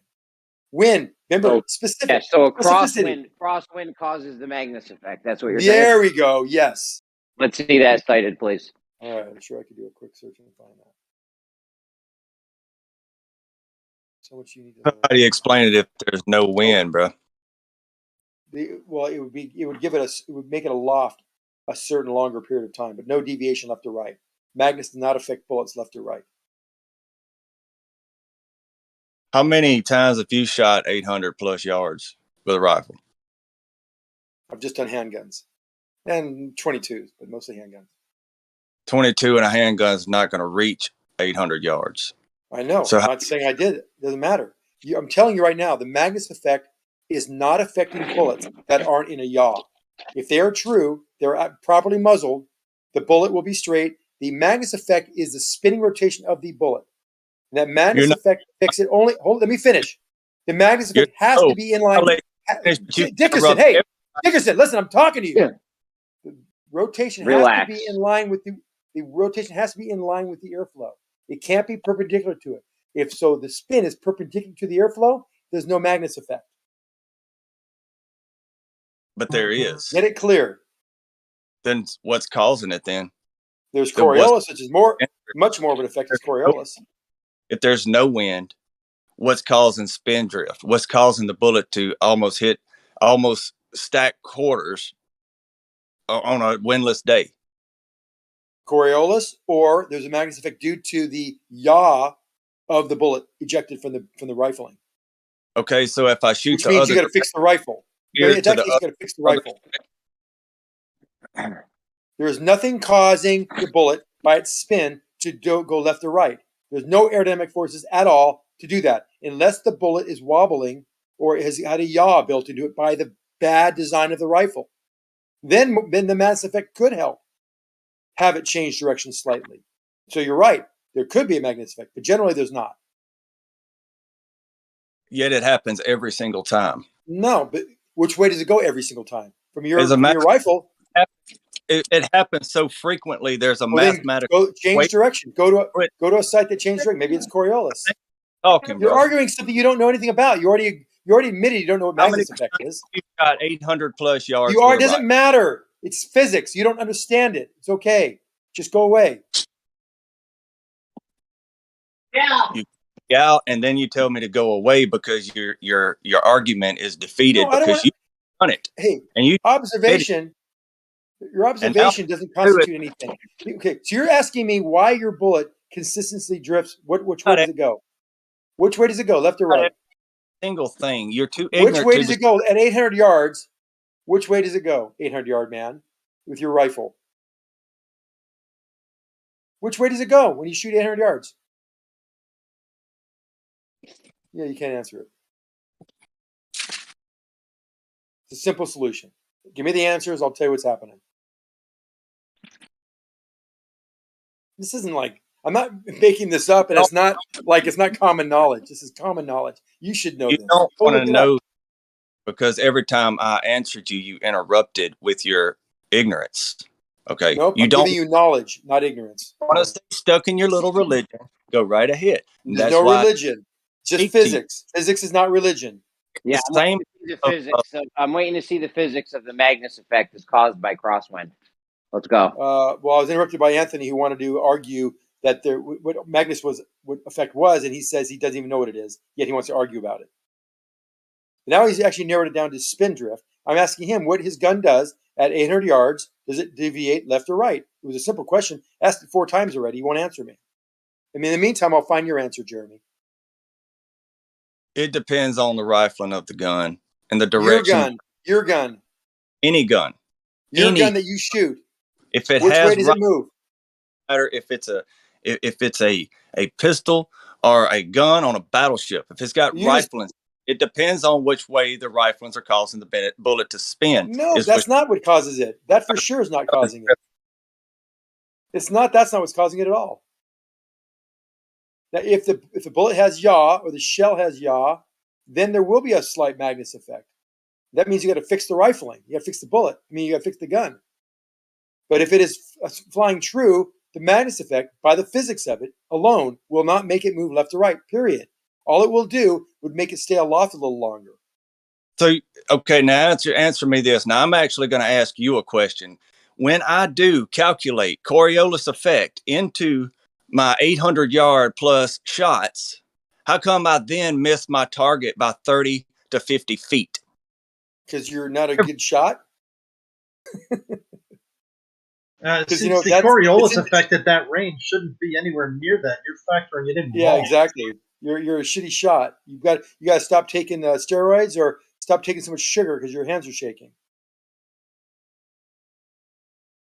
How did you factor that in? That's interesting. I mean, 30 to 50 feet, that is a gross misunderstanding of how the formula works. I know, right? Y'all can insult if you want to. No, I'm asking you how you did it because that's interesting to me. I find it interesting that you got such a bizarre number. You have a misunderstanding of how to use it and would like to see how you're using that formula. But you know what's funny? Before you answer Moyak, they do use the calculation for Coriolis over 26 miles, and then they hit their targets. When they don't use it, they're 100 yards off. 100 yards off.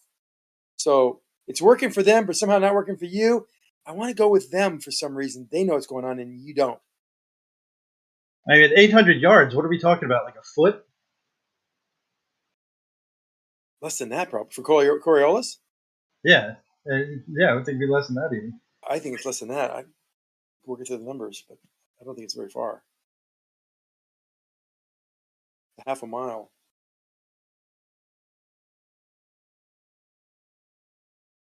It's only half a mile. It wouldn't be very much at all.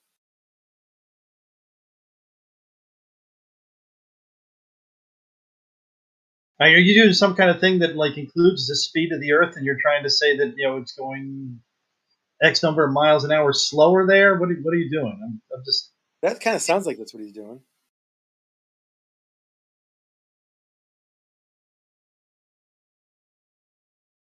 I didn't hear the question. I'm sorry.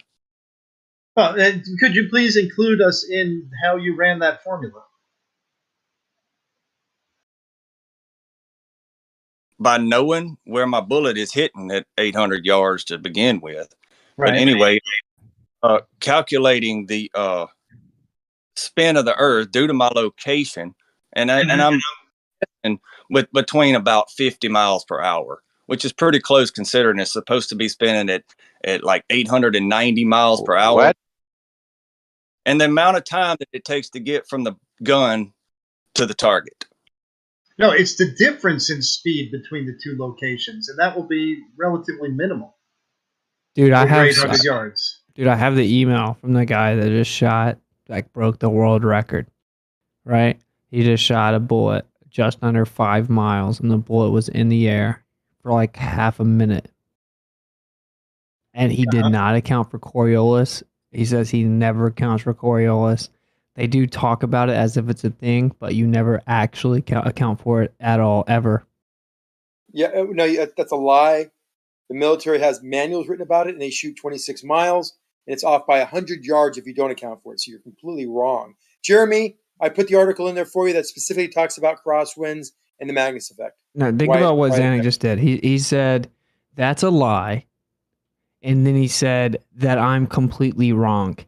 Let me repeat what I said. Zanuck, instead of responding without comprehending or listening, how about you try that first, okay? I have the emails. We reached out and talked to the guy who just now broke the world record for longest rifle shot. Unfortunately, Moyak, I have to talk like this because it's the only way That's it seems ridiculous. that he's going to listen. So No, I'm listening we the whole time. asked I don't him care how if you he talk. accounted for Coriolis, and he said, well, they do talk about Coriolis, but we never actually account for it. No, I did not account for it in my longest shot, nor do I ever account for it.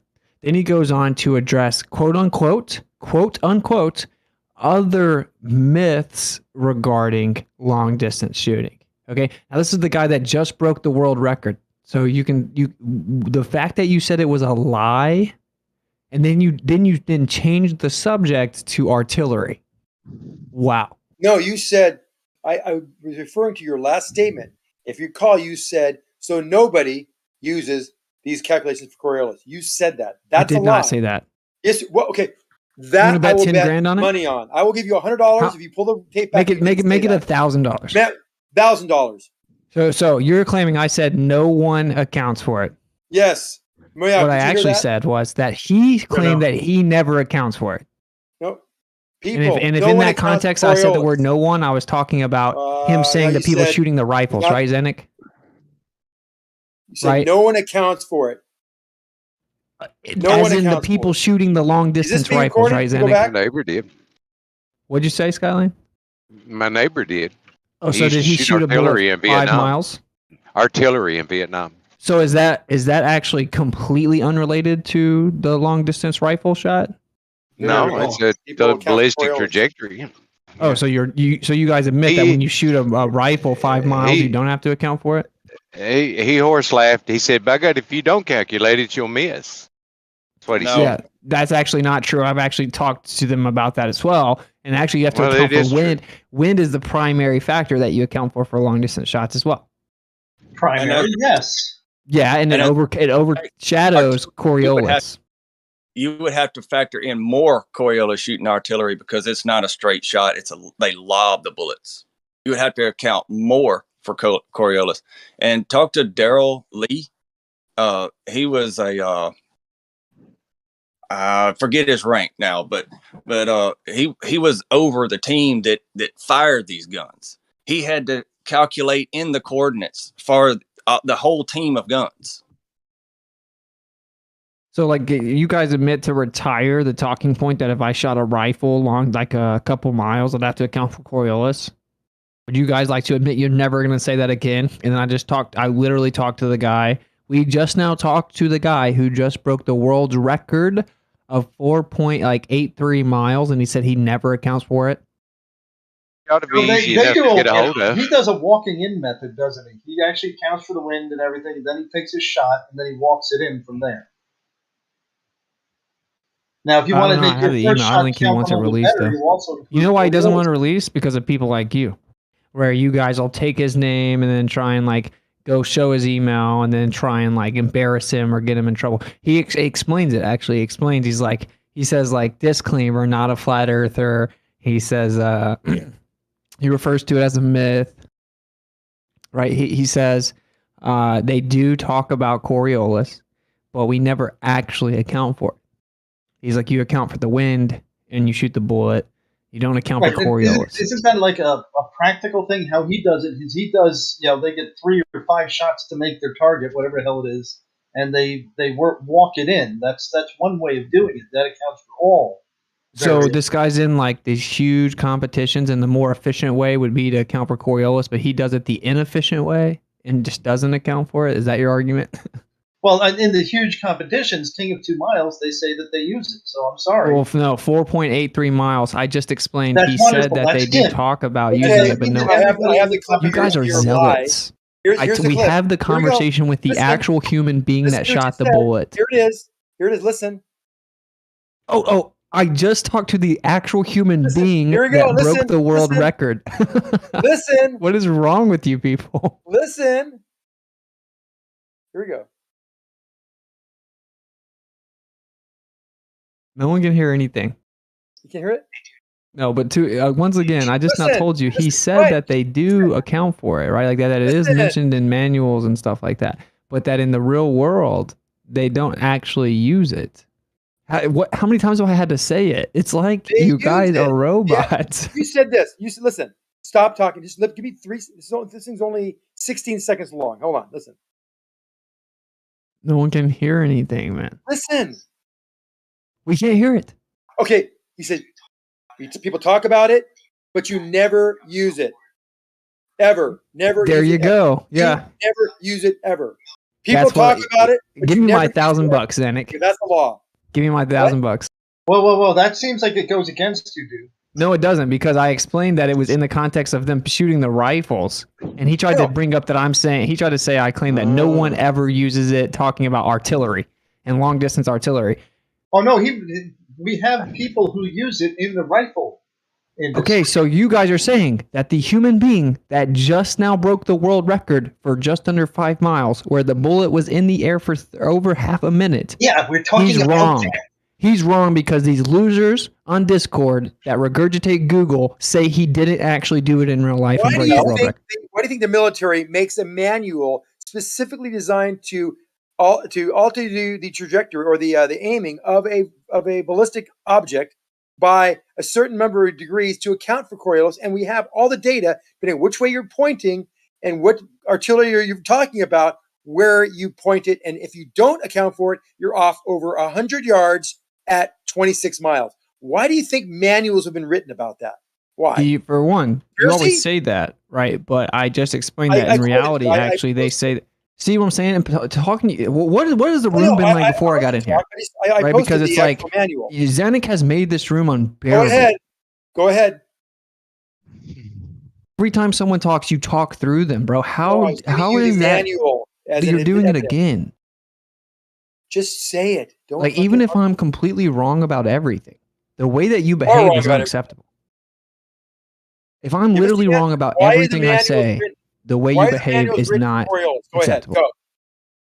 Go ahead. Go. Okay.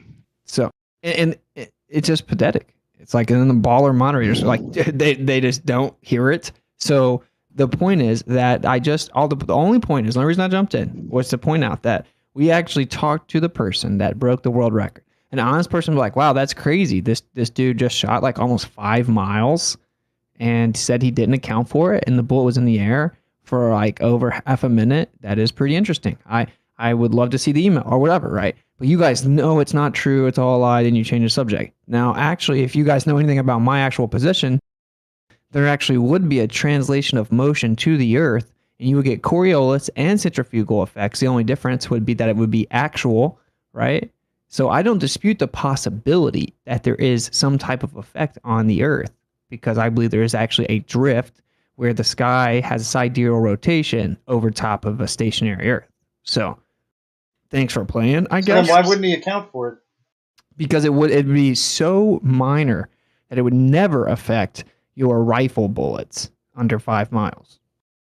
And then the spin of the bullet in the rifle would largely overcompensate for that, as would the wind. And this is what happens in reality when the people win the world record shooting competitions, right? This is what happens in reality. That's really a bad way of looking at things. You say the wind has a bigger effect. Yes, but one of the effects is Coriolis, or in your case, space dragging bullets from above. Why do you say it like it's so insane or something? But the fact is that if you account for both properly, you'll be more accurate than if you just account for wind. So, like, let's say there's going to be an 8-inch over that 5 miles of drift, of Coriolis drift. In addition to the wind, which was going to move at 24 inches, you account for both of them, and you'll be 8 inches closer. Why do you say that?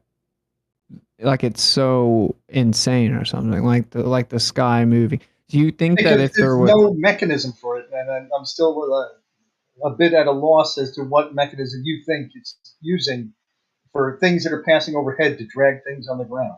So then you think that Einstein was incompetent?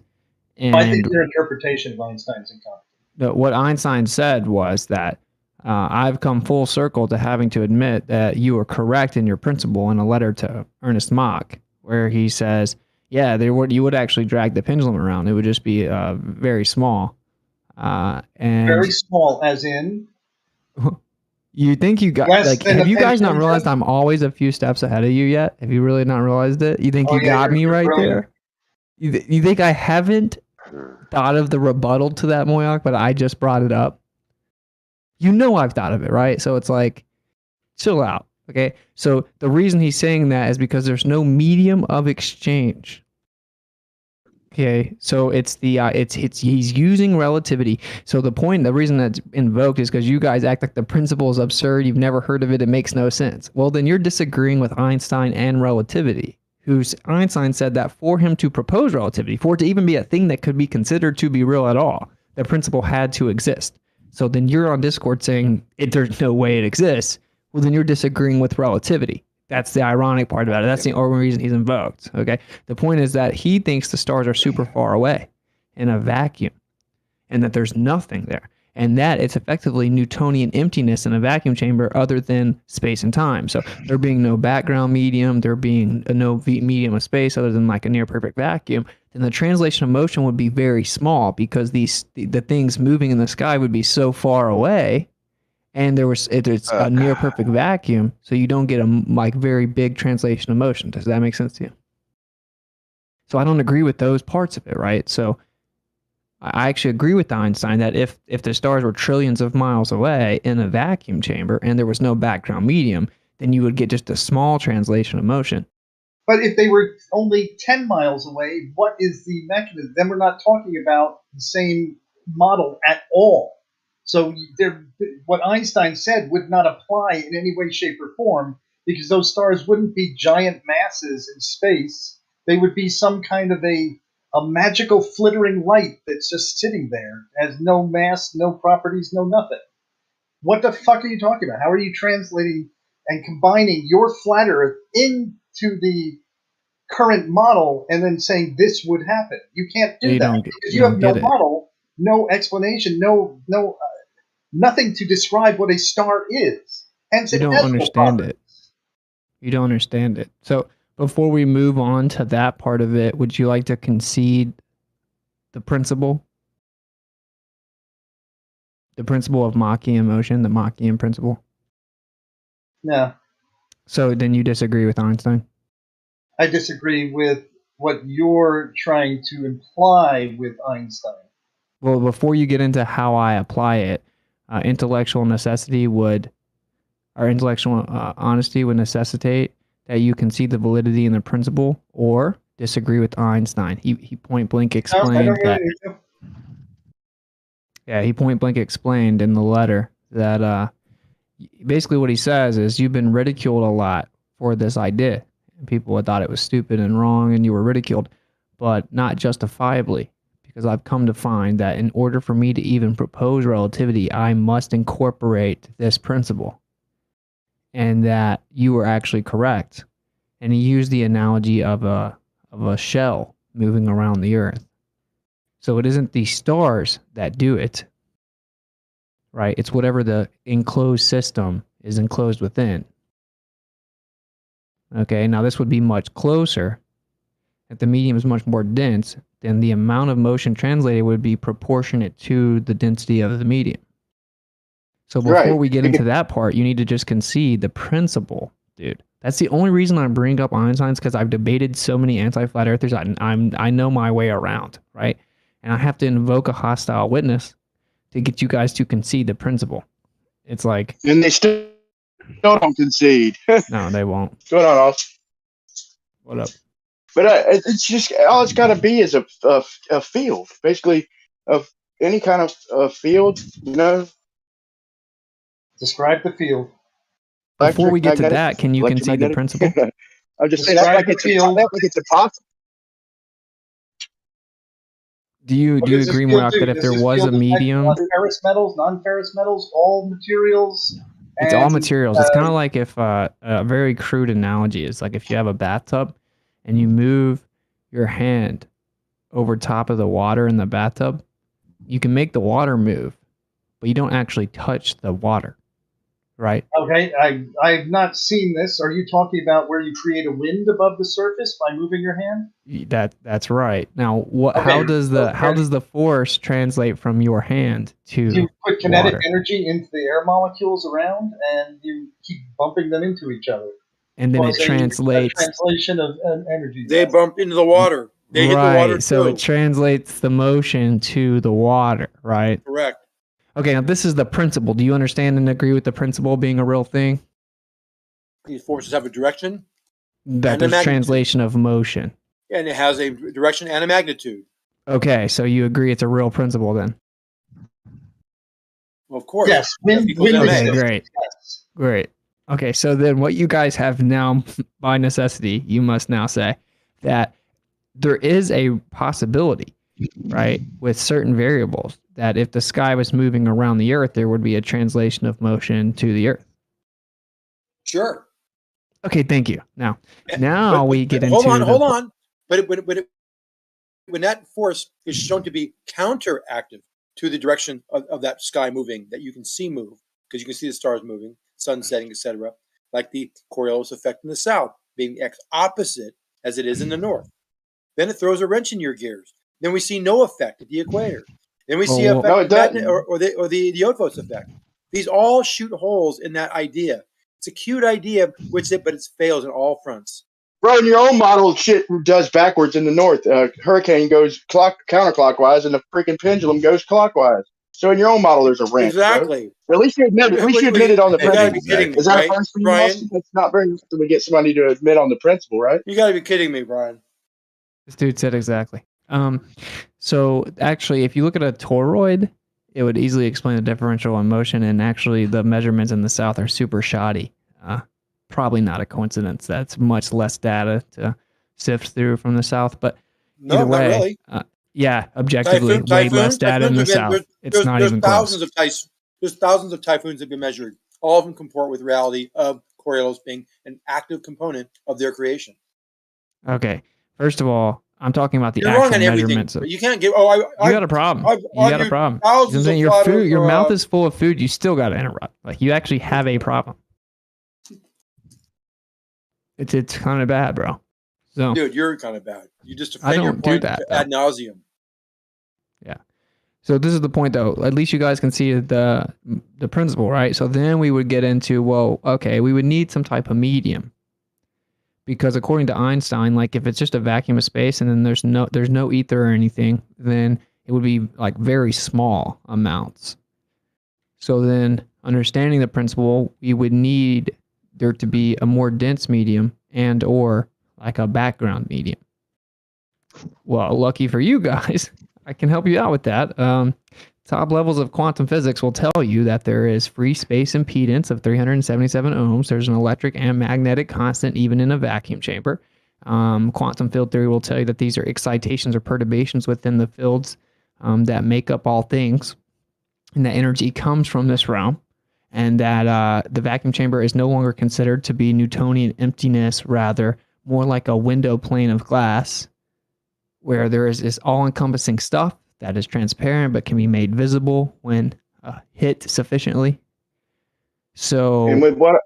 Sorry, I was going to say with what Austin's where is describing. it back?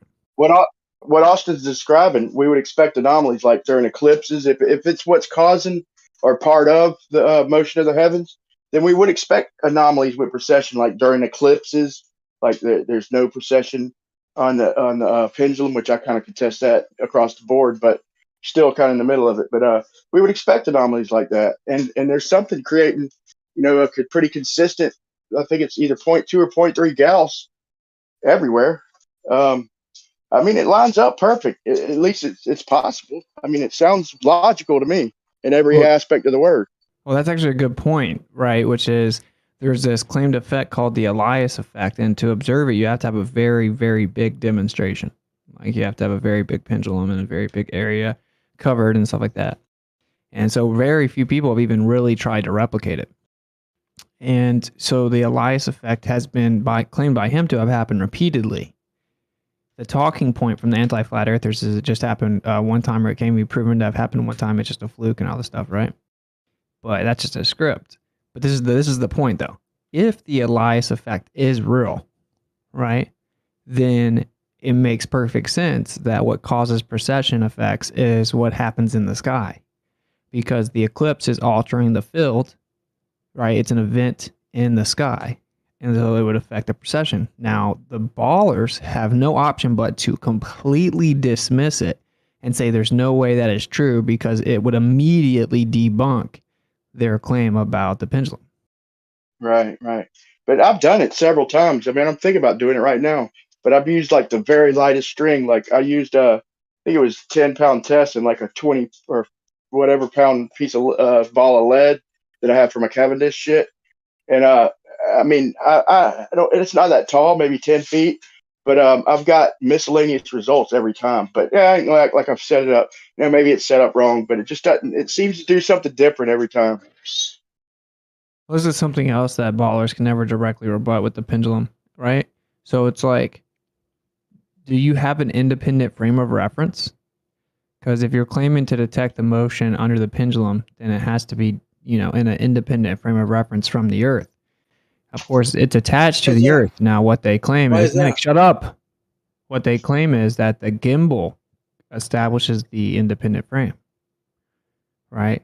Now, okay, and if the gimbal establishes an independent frame, now the pendulum is in an independent frame relative to the Earth, which means that the Earth is moving independently of that pendulum. Therefore, if you never touched the pendulum, it would begin to move. No. Why It would not? have to move. Let me say one more thing. Hey, Moya, let me say one more thing so you can address it all real quick.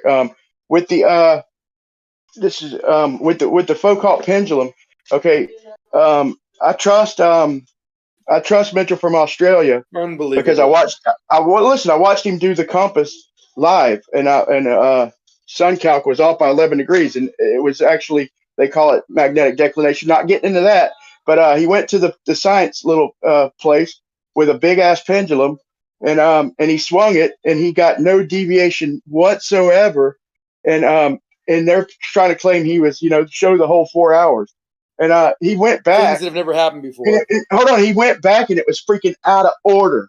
Okay, so I trust him without even him having went back, but when he went back, the fucker was out of order. So that Brian, shouldn't that at least make you scratch your head? No, because in normal circumstances for people that have not been familiar with it, I would say, yeah, wow, that's crazy. I've done it, and millions of people around the earth for hundreds of years have done this test, and without exception, the Foucault pendulum can tell you not only that the Earth is rotating, but where you're located on the rotating sphere. It's very accurate, and it doesn't work for any kind of mysterious sorcery reasons. It precesses because it is on a gimbal, and the Earth is rotating, and it rotates at when the you rate did it, which you reside on the sphere latitudinally. When you did it, what shape was your was the weight? What shape was it? It was like a teardrop with a point. Okay, where'd you get it? It was in the Teardrops gymnasium. are us. No, where'd you get the teardrop thing with a point? The school, the university I went to had it. Oh, so you did it, the university. What university was it? I can't tell you that, but one of the best universities. Yeah, I know you can't tell me, bro. Just like you ain't jumped off cliffs, just like you ain't put gallium in locks. Dude, you just claim to be a part of everything. It's just what I you haven't do. put gallium in locks. That was just a read the new script, one for me, bro. by the way. If you can't remember the gallium in locks university is you a new did one for that, me. it's You because you couple didn't do examples. it, bro. I never said I did that. Then you got to interrupt me. Oh no, I If did. you Yeah, can't but it's not a remember- gallium key in a lock, but I didn't let it liquefy and then destroy it. But that's true. If he went to You're any making no kind of sense, 'cause physics program, he would I'm not going to. I don't have to tell you my school. 50% chance of done it. Every kid that is studied physics and goes to a major university in California will have at some point in time probably observed or had in part of their classwork a Foucault pendulum. It's not that unusual. Just because you haven't seen one or understand how it I've works, done one you don't live need on camera, bro. You don't need to establish an independent frame of reference. All you need to do is watch and understand that the swinging pendulum is working for the period based on not the mass, but the length of the string or the cable, and that you have a gimbal that has very low friction. Well, why do we always let them like run away, right? Like, right, this is what I'm lying saying. anyway. You're talking to very tactically dishonest wizards of debate, right? Like, it's like you have to make them answer Wizard, questions I've done the point blank. experiment. You have to make them answer questions. Have you point done the blank. experiment? Have you ever done it? No, you haven't. So shut Bro, up.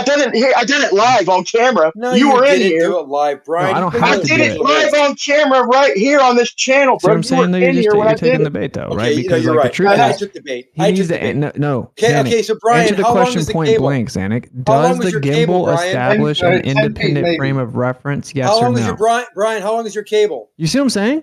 They're Shut up. Wizard, terrified shut to up. Yeah, answer answer I'm these Austin's talking to questions. question, I'm talking bro. to Brian. You have How long to was the answer cable, Brian? Austin's question, bro, because it's important Yeah, I question. can't But we'll because get Wiz is into it. talking over me and you No, too. we'll get in. No. I want you to. I mean, he let me in, but How it's long important is you the answer his cable question. you used? We'll go over the details, but it's important you answer the question, bro. They Very don't want important. to. So it I'll does answer the the question. gimbal established. Don't tell me what I'm going to want to do or not want to do. I want to answer the question. I do. They're so scared to let me even say it. Because I'm talking to Brian. You've been boring me. Does the gimbal establish an independent frame of reference? Yes or no? Relatively. So yes or no? Relatively. There is some friction, but it's relatively independent. So it's not entirely independent. No, Relatively. nothing's perfect in this universe. So you're saying it is partially moving with the Earth. Yes. So can you give me like a percentage or something? Yeah, I can probably establish that by basing the friction coefficient of that geometry and the components of the gimbal. Yes. So do you have any like and if it ballparks was, here? it would only provide. Hold on. It would only provide a slight hysteresis, which could be calculable. Do you calculate for it whenever you read the precession result? No, because it's so small, and it doesn't matter. It's still because it's so small. It would make my position on the globe latitudinally off by only fractions of a degree. Well, if I'm standing on the Earth, I'm moving with the motion of the Earth 100%. And if I have a gimbal on the pendulum, what percent is it moving with the Earth? Fractions of a percent. Fractions of a percent. So we can say that it's an independent frame of reference then. It's acting like it is, yes. Right. But not really. I wouldn't use that terminology, though. That's your word. I don't care what you would use. So if you have an independent frame of reference established with the gimbal... You mean an inertial frame of reference? Is that what you're trying to get to? Obviously. So if it's an independent frame of reference, then that means that the Earth is moving independently of the gimbal, which means that if the gimbal is just sitting there in its own frame of reference and the Earth is moving separately from that, then it would be moving under the pendulum, right? Which it does. Therefore, without me touching it, since the Earth is moving underneath it, detached from that frame, we would see a change in the pendulum without touching it. You mean having just hang there? Yeah. See, this is so. This goes back to my point yesterday. I know you just kind of took it in stride because I've said it many times. You would say you don't understand reference frames. You just clarified to me again that you don't. No, you don't got no common sense, bro. Brian, I'm responding to Whitsitt. You can't rebut it. It's my turn. You don't understand because the whole idea of Coriolis, and this is an effect of Coriolis, the pendulum, by the way, is you have to have motion in the rotating frame of reference. If you don't have motion in that frame of reference, there is no Coriolis, there is no precession. So no, you're wrong. Your conclusion is absolutely You just said it was independent. You're going back to I'm your talking script, to bro. Whitsitt, Brian. Stop doing that. All right, sorry, man. How much motion do we have to have? Understanding, Whitsitt, your understanding thing, you're getting a little bit of a counterfire from your buddy Brian. How much motion do we have to have? Your understanding of what pendulum is completely and utterly incorrect. Stop insulting me, dude. By making that assertion big that if you do have the precession, that if it's not swinging, you would still have some movement of the Earth under the gimbal. No, you put the 2 and 2 together and you got 7. You're wrong. You are always wrong. Okay, so you're just reading a script. He didn't say anything with specificity. He just used ad hominem fallacies, and now he's interrupting me as I go to rebut him because he can't debate me. He never could debate me. He never will be able to debate me. So I'm going to mute you if you keep interrupting me. Go ahead. I'm going to mute you. Why are you acting like a child? I let you talk. Okay, so you just claimed that actually it does move, right? Because it's not 100% detached from the Earth. So then the question is, how much does it need to move to get the Coriolis? Because you just claimed that it does move. Yeah, and he agreed. Yeah, he agreed that it's independent, and nobody's collected that $10,000 challenge. The Earth moves under the swinging pendulum, but it is swinging. So it doesn't move underneath it when it's not swinging. Now, if it's not swinging, that gimbal turns with the Earth. 100%. That means the pendulum would act. Let me finish. Whitsitt, fuck. I let you talk. You made a little stink about it, and now you're talking over me. Let me explain to you. When it's not swinging, the gimbal and the ball inside the gimbal are fixed, and there's enough downward friction on that gimbal so that when the Earth rotates, that whole entire system will rotate with it. And he asked you how much spin will we need? The gimbal will rotate with Brian. For fuck's sake! You get so Just mad shut because up. you can only debate if you can like monologue scripts. No, I'm not gonna. I'm just giving you. I'm giving a really clear explanation of what's happening. It should be So back once it and starts forth spinning- questions. Hold That's how on. debate You should works. mute yourself, Now, Wixit.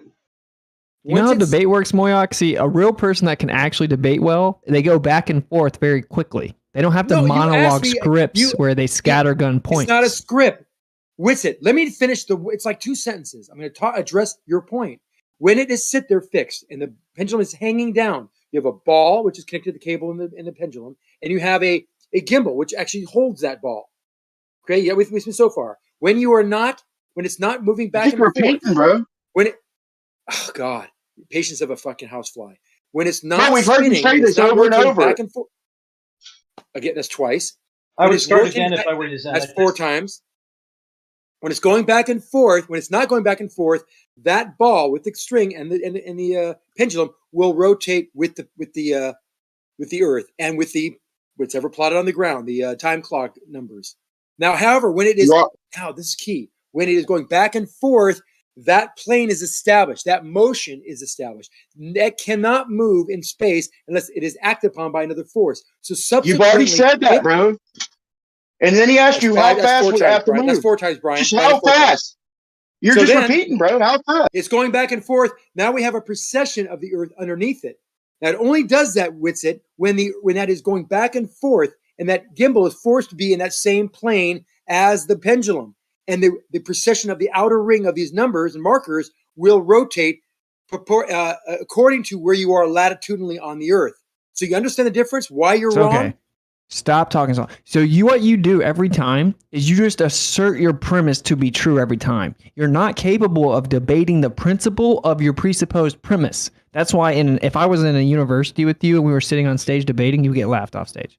Okay. No, you're I not wouldn't. debating They the would be laughing principle. you You're off just reasserting the premise. I didn't over and over. reassert anything. I just said you are confused because you think because the pendulum it has the Earth rotate underneath it as a form of precession, that you think because it's not moving, it should still do the same thing. You would be laughed off the stage. Then he asked you how much You have after the such a high third- opinion of yourself, and you are so wrong. No, It's just so like I you said- asked you. So this is Spare the add-ons, bro. It's just, This it's is just the the double same speak thing as there. After he repeated that shit 3 Brian, times. shut up. This is the double No, speak that after- Zanuck said, Go ahead, right? go So Brian, shut up. Zanuck said that he just said that it doesn't move with it.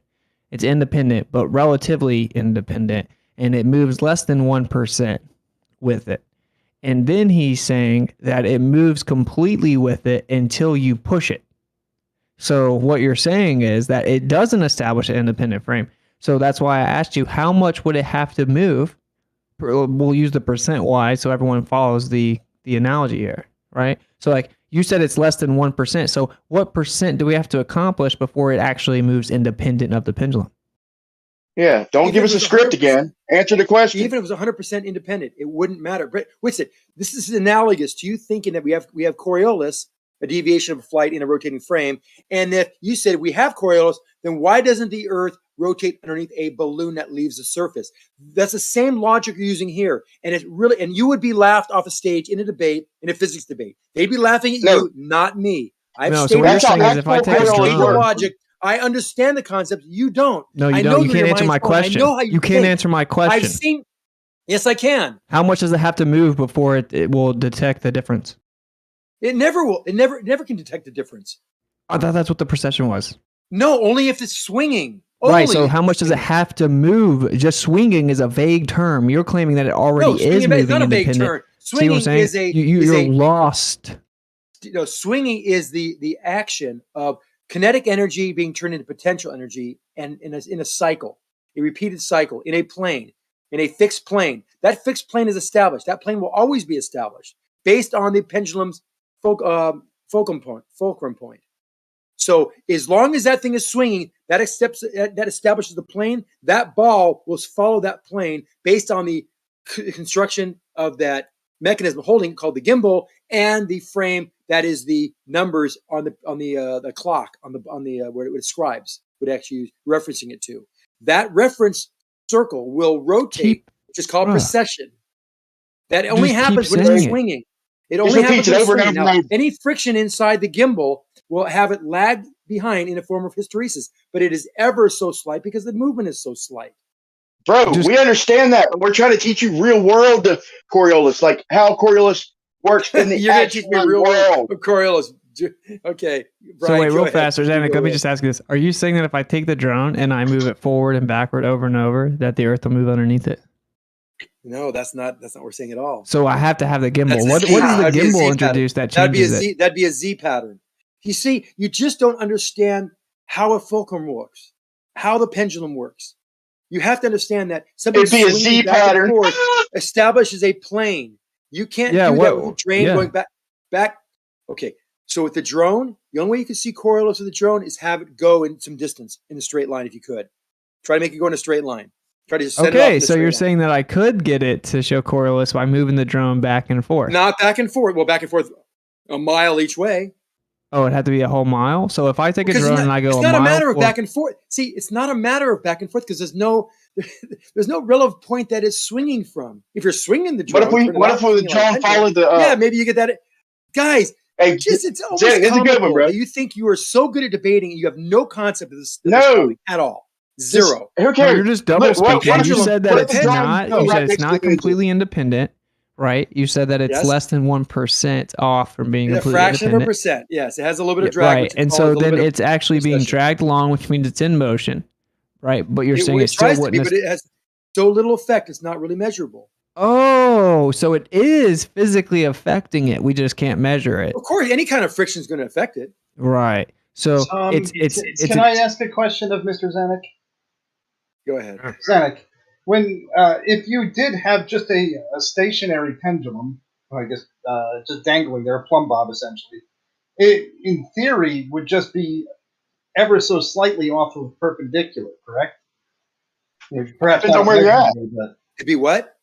slightly What off if you're in the North perpendicular. Pole? If Okay, the, everyone wants to talk every time Mayox lights up, you got Brian lighting up. Just let him talk for a Well, second. at least Moyock's honest. I'll give Moyock that. So shut I'm up. not trying to disrespect Moyock.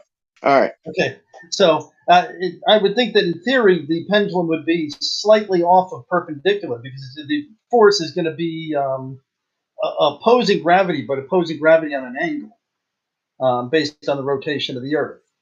So it's not the No, pendulum it's isn't going to straight down. move; it'll be lighter and slightly off center. Where? It's not moving. You said it's just hanging there. Right. It's hanging down towards gravity, but it has this force on it, the Coriolis forces, or the No Coriolis rotation when it's hanging. If forces. it's not moving, there's no Coriolis. Okay, it has. Let's put it this way: when it's on the equator, it weighs less, and the force is directly perpendicular to gravity. So it's just a straight up reduction in weight. When you get to 45 degrees, the angle of rotation will be it'll be off by about 45 degrees. It'll be off in the direction of the 45-degree angle and slightly lighter. Yeah, cosine Right. of 45. So part of the equation for a pendulum, it's only dependent upon the length of the string. However, it's also dependent on the acceleration due to gravity. So you're right. There will be a change in that calculation at the equator versus in 30 degrees. north. And the cosine latitude and the time duration. I just said that. But hold Cosine on. latitude.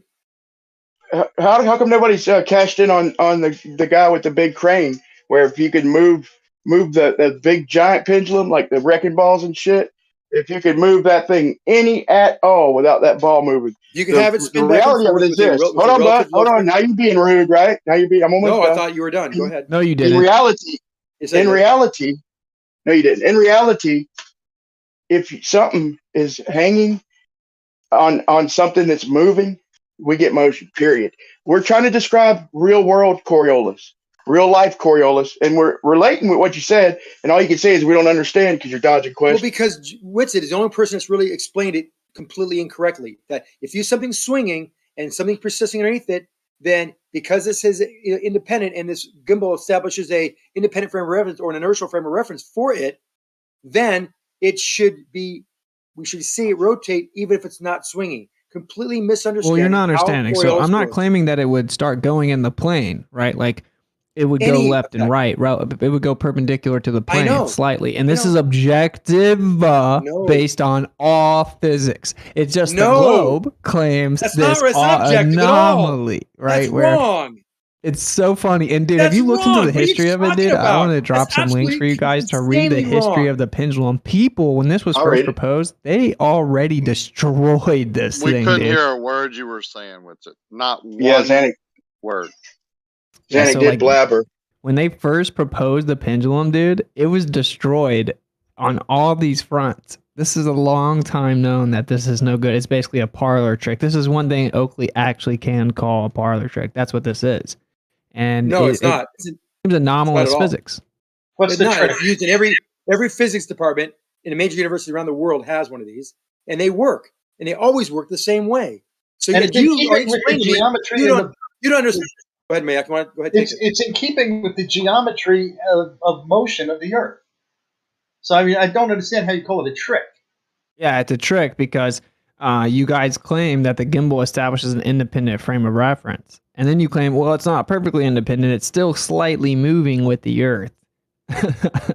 And Yeah, then you only think give it it- should that start would only give swinging it- on its own, and that doesn't make any sense at all. no, I didn't say it would swing in the plane on its own. It would move, though. It No, would move it would off give of it- perpendicular. it would give it a That's what little I bit of already history. said. I already said that. You Okay. see how it's actually not me that's behind. It's always the globers. Like I've already said, That's it wouldn't fine, move in that's the fine. plane. I'm It would trying move to understand perpendicular. multiple retards at once, so it's kind of It would different. move perpendicular to the plane, objectively, because you're claiming it establishes an independent frame. Yeah, I actually agree with that to a certain extent. I think that it No would be name slightly calling, off-center. Moyak. But Absolutely no name calling. Don't use retard, please. Thanks. I didn't call anybody a retard. Yeah, don't Yeah, use you the did. word We retard. heard you say I retard. said the When you retards on the server. I interrupted did not call Witsit anybody a again, retard. yeah, when you were interrupting Witsit, you used the word retard. Please don't do that. Thanks. Well, he is conceding, but I'm guessing, Mark, you're saying that it wouldn't be like detectable. No, well, yeah, it'd be challenging to detect, and also it would not be motion. It would be a deviation from true vertical. Oh, that would No, that would be not deviation from detected true as vertical. motion. No. It would actually involve making this plane shift slightly. It could give a little bit of shift to that plane. It'd be acting like a little hysteresis on the precession of the scribed number chart around the outside. No, circle. I'm not talking about precession.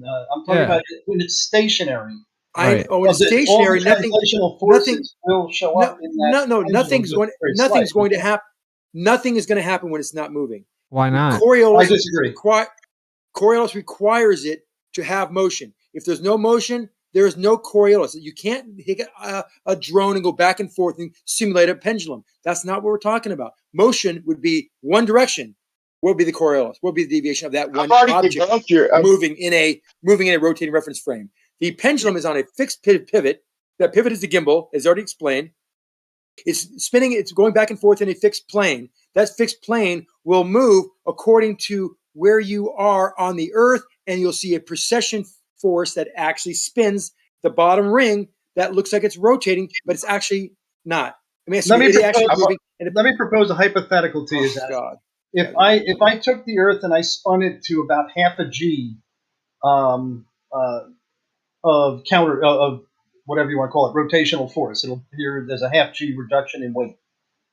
And I have my pendulum sitting there at the 45-degree mark on Earth, 45 degrees between the poles, between the equator and the pole. And would that pendulum point towards the center of the Earth, or would that pendulum point away from the center of the Earth? Away from the center of the Earth, we spin faster. That's what I'm saying. It is. So even at the 0.3% or whatever the hell, somewhere between 0 and 0.3%, it is off center from the center okay. of the Earth. I just got it now. Gotcha. Yeah. I don't know why we want to get even more complicated than we are, but yes. I think that's what he's driving at. So he's saying that there's some precession, that if there's some rotation, if the Earth is rotating underneath it, and this gimbal is free to move, with allowing it to establish an inertial reference frame, or he says in free in space or whatever, independently coupled, then you should still see it rotate without it spinning. I didn't know. See, you're straw manning me, and No, while calling me if stupid. I'm wrong, please correct me then. If I'm wrong, Duh, please correct me. you're always wrong. Well, then- So oh, yeah. I said it that's my wouldn't line. be in the Go ahead. plane. It would be perpendicular to the plane, right? Like, obviously, we push it in the plane, and then it allegedly has precession because the Earth moves underneath that, like perpendicular to that plane, right? So Yeah, the point is that if you had an independent frame and you didn't push it, you still have that perpendicular aspect, right? Which would cause deviation. It would move, not move exactly the same as if you didn't push it. That's a straw man, okay? The point is that it would move. You can't claim it established the independent frame of reference and then simultaneously claim it has the same effects of not having an independent frame of reference. That's ridiculous. correcting Zenik is a full-time job. I've already debunked the Coriolis with the bullets Winston, that's and the incorrect. artillery. Let me respond, Brian. Let me respond real quick.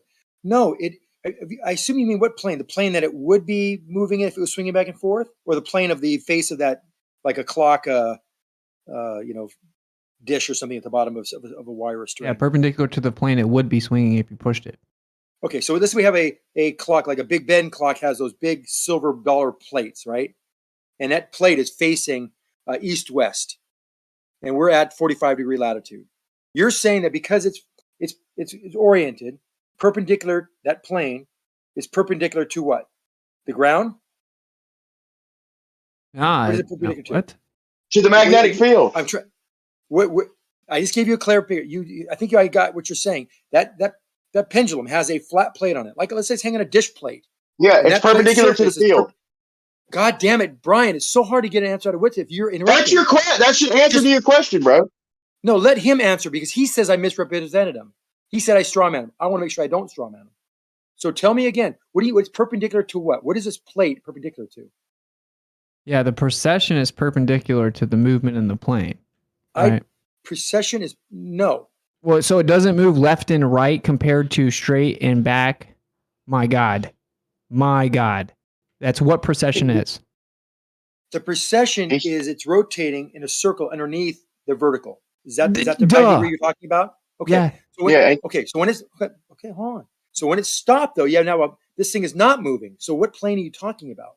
Well, what you don't understand is that the Earth is still moving underneath it. Well, that's so I didn't say that there was a plane. I said I'm not talking about the plane established when you what push would move?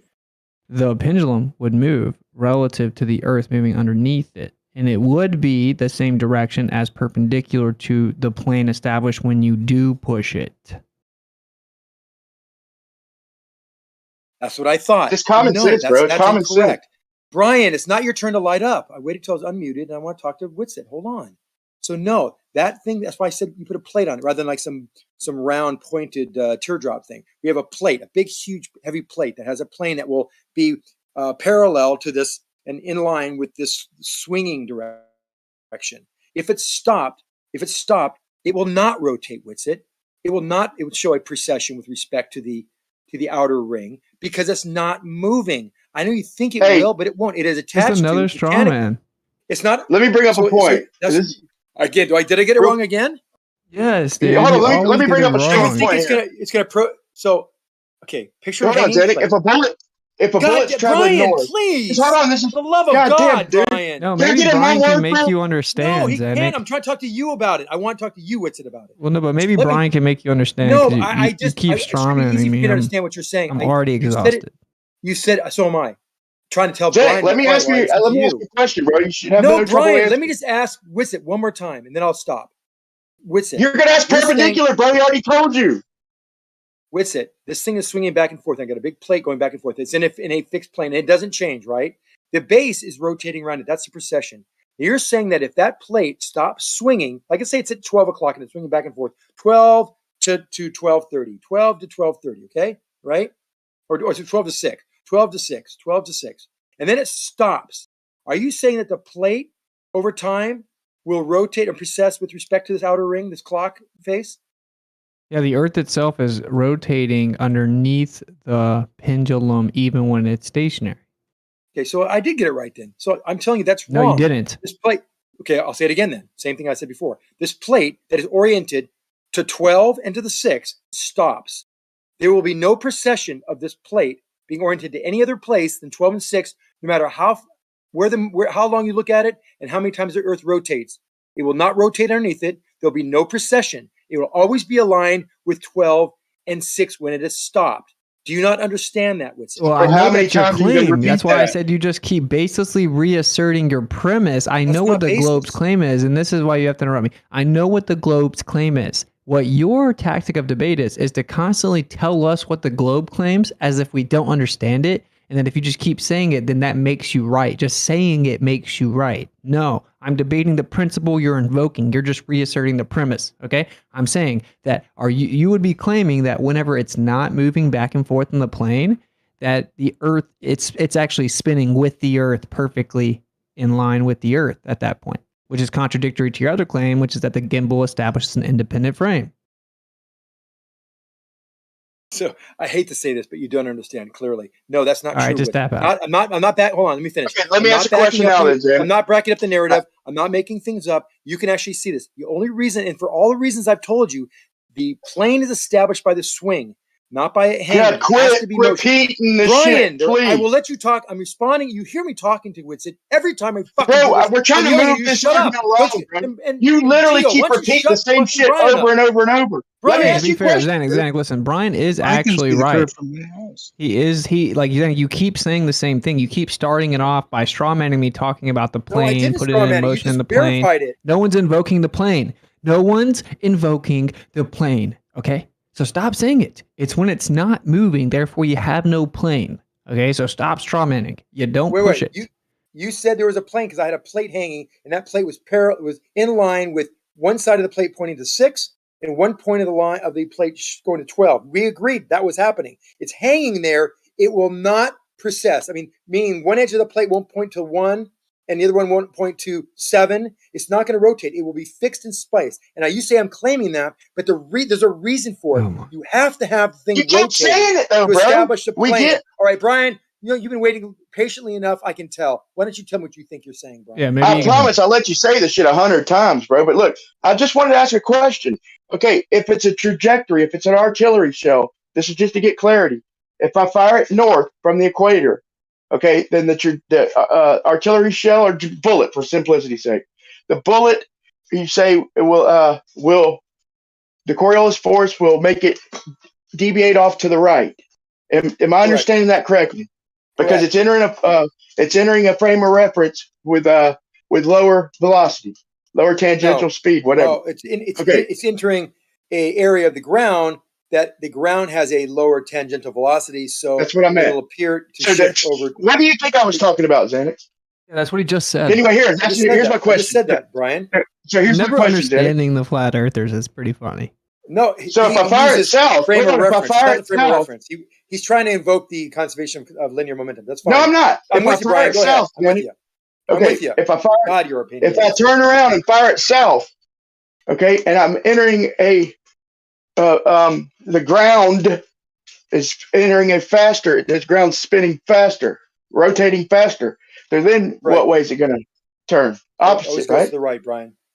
Okay, so it's going to go to the right, entering a faster frame of reference, and it's going to go to the right, entering a slower frame of reference. Is that right? That's right. So it's not the frame Wait of a minute. reference or the Dude, ground. wait a minute. Wait a minute. Did you say at the equator? If you fire south at the equator, you're not firing into a faster No, frame of we're reference. we're in the No, northern he didn't say hemisphere. that. He said if you We're turn flying around toward the equator. towards the Don't equator. confuse him, left lane. Okay. Okay. If Yeah, you he's shoot from already the on equator there. north, then you turn around and shoot back towards the equator. We're shooting So in the wouldn't the faster Elias tangential effect do velocity just region. that? Brian, that's why it goes to the right, because when we shoot it south, the ground beneath this bullet where we were going to had a higher tangential velocity, so it will lag behind. So the Earth will appear to move underneath it, but it still will deviate. The effect will be deviating to the right.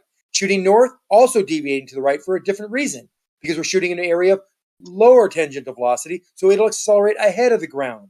Are you with me so So far? it does whatever you want it to do, basically. Yeah, okay. So if I fire that trajectory directly on a tangent, like if I was on a cylinder, then I'd get no deviation, right? I don't know what you mean. I mean, on a cylinder, if the Earth were a cylinder, would I get Coriolis? In other words, if I'm at the equator of a cylinder, right in the middle of it, like a log, and I'm facing out, and I'm log rolling, I'm right in the center of the log, and No Coriolis. if the equator came up, it'd split my crotch in half. Okay, right? No Coriolis. Only a Yogos effect. So as long as that bullet doesn't go below the tangent, so the 0 point is the tangent then. So even on the globe, okay, if I fire straight out on a tangent, then there's going to be no Coriolis, right? No, that's the 0 point. False. Can you not figure What this do you mean out, Brian? fall? Come on. You're flying over an area on No, the globe don't poison the well, bro. because You you're just said flying on a over a ground. cylinder. We didn't say that. You said not the cylinder. The cylinder, Right. no Coriolis. On the On a globe, tangent. So Brian, I'm trying to respond to you. And being you're as not polite as understanding what I'm possible. saying, though. I do. You said on the cylinder, if you shoot it down the length of it, up or down, no Coriolis. I said yes, I agree, because the place you're shooting to has the same tangential velocity. Of course, barring no air in any atmosphere. Going south, same thing. But on the globe, you're shooting to a region of the sphere that actually has a higher tangential velocity. What do you Going mean? south. On a tangent? Hold on a tangent. He said on a the tangent. On a tangent, yes. He's On so a tangent. stupid, dude. You can't even On a understand that a tangent, tangent would yes. make a cylinder. Literally. But the ground beneath you is actually now angled away because it's a sphere. Nobody mentioned the ground underneath. I mentioned the. Well, that's what causes Coriolis. It's reference to the ground. Right. That's why I'm trying to establish a 0 point. So the tangent Where's the 0 would point be of the the ground, 0 then? point. Oh, so you have an imaginary tangent. I'm trying to goes out walk in the you sphere baby that creates steps, bro. It creates a cylinder. Yeah, you sure? I'm literally trying to walk you baby steps, bro. So 0 point is the you. tangent, right? Don't be a jerk. 0 You're point the is one the confused, tangent, not right? me. Okay. So the 0 point would be the tangent. So of not going left or right. I don't know 0 what 0 points point means, but are you talking and about in other if words, you shoot and follow no the left tangent? or right deviation, bro. Are you have a magical bullet that just follows a tangent? Is that what you're saying? Yes. Okay. Magical bullet shot follows a tangent. Now, what happens, right? That's what I'm saying. So I'm trying to get you to understand that the tangent is the 0 point, no left or right Coriolis, Right. because What it's you're entering a basically region with the describing same is speed. the inertial frame. That's what happens in the inertial frame. It's following the tangent. But with respect to the Right. So, ground, okay, good. So you with understand respect to the that's ground, 0 point. with respect to the ground, it is now accelerated. Excuse me. The ground is accelerated ahead of the trajectory of the bullet, even though it's on this tangent. Okay. So as So soon as you while it's going unspot it, above the tangent, oh my God, Brian, you give me such I heard you, bro. I heard, dude. Do you know how to have Zanuck, a this is the conversation? deal. I'm modding. Let me mod. Zanuck, look, dude. Everyone else is saying one thing and letting the person respond, and then they want to go back and forth. You want to talk about many points at once. Okay, so just try to answer questions directly and go back and forth. That's how debate works. Right. So we established the tangent 0 with the magic bullet. So everything above that tangent line is going to go to the left, right? Because it's entering a region. I ain't talking about the ground. Please don't say the fucking ground. I'm talking about if I'm firing uphill from my tangent, then the bullet is going to go opposite. It's not going to go right if I fire up above my tangent, right? You understand that? Gotcha, Brian. Okay, it's not until the bullet drops below the tangent or the projectile, the missile, whatever it is, the artillery shell, and then it's going to deviate to the right. So any shot firing above a tangent or not dropping below the tangent, which ain't many, okay? Like if it's freaking ships firing at land, they're going to be firing higher than they are. If it's somebody like laying down with their elbow propping the gun up, a sniper long distance, more than likely they're firing up at an angle. It's not until the bullet drops below the tangent that the Coriolis would even kick in. But I'm trying to explain to you that so the firing tables would have to be updated because they're just assuming that the ground speed equates to everything. But the higher we go, the faster the medium's moving. If y'all claim that everything moves with the medium, then it's medium dependent. So it's location dependent. So does that make sense? That kills a globe on I its know face. In exactly my what you opinion. mean now. And no, you're not making a lot. You're confusing yourself, but I understand what you're saying very clearly now.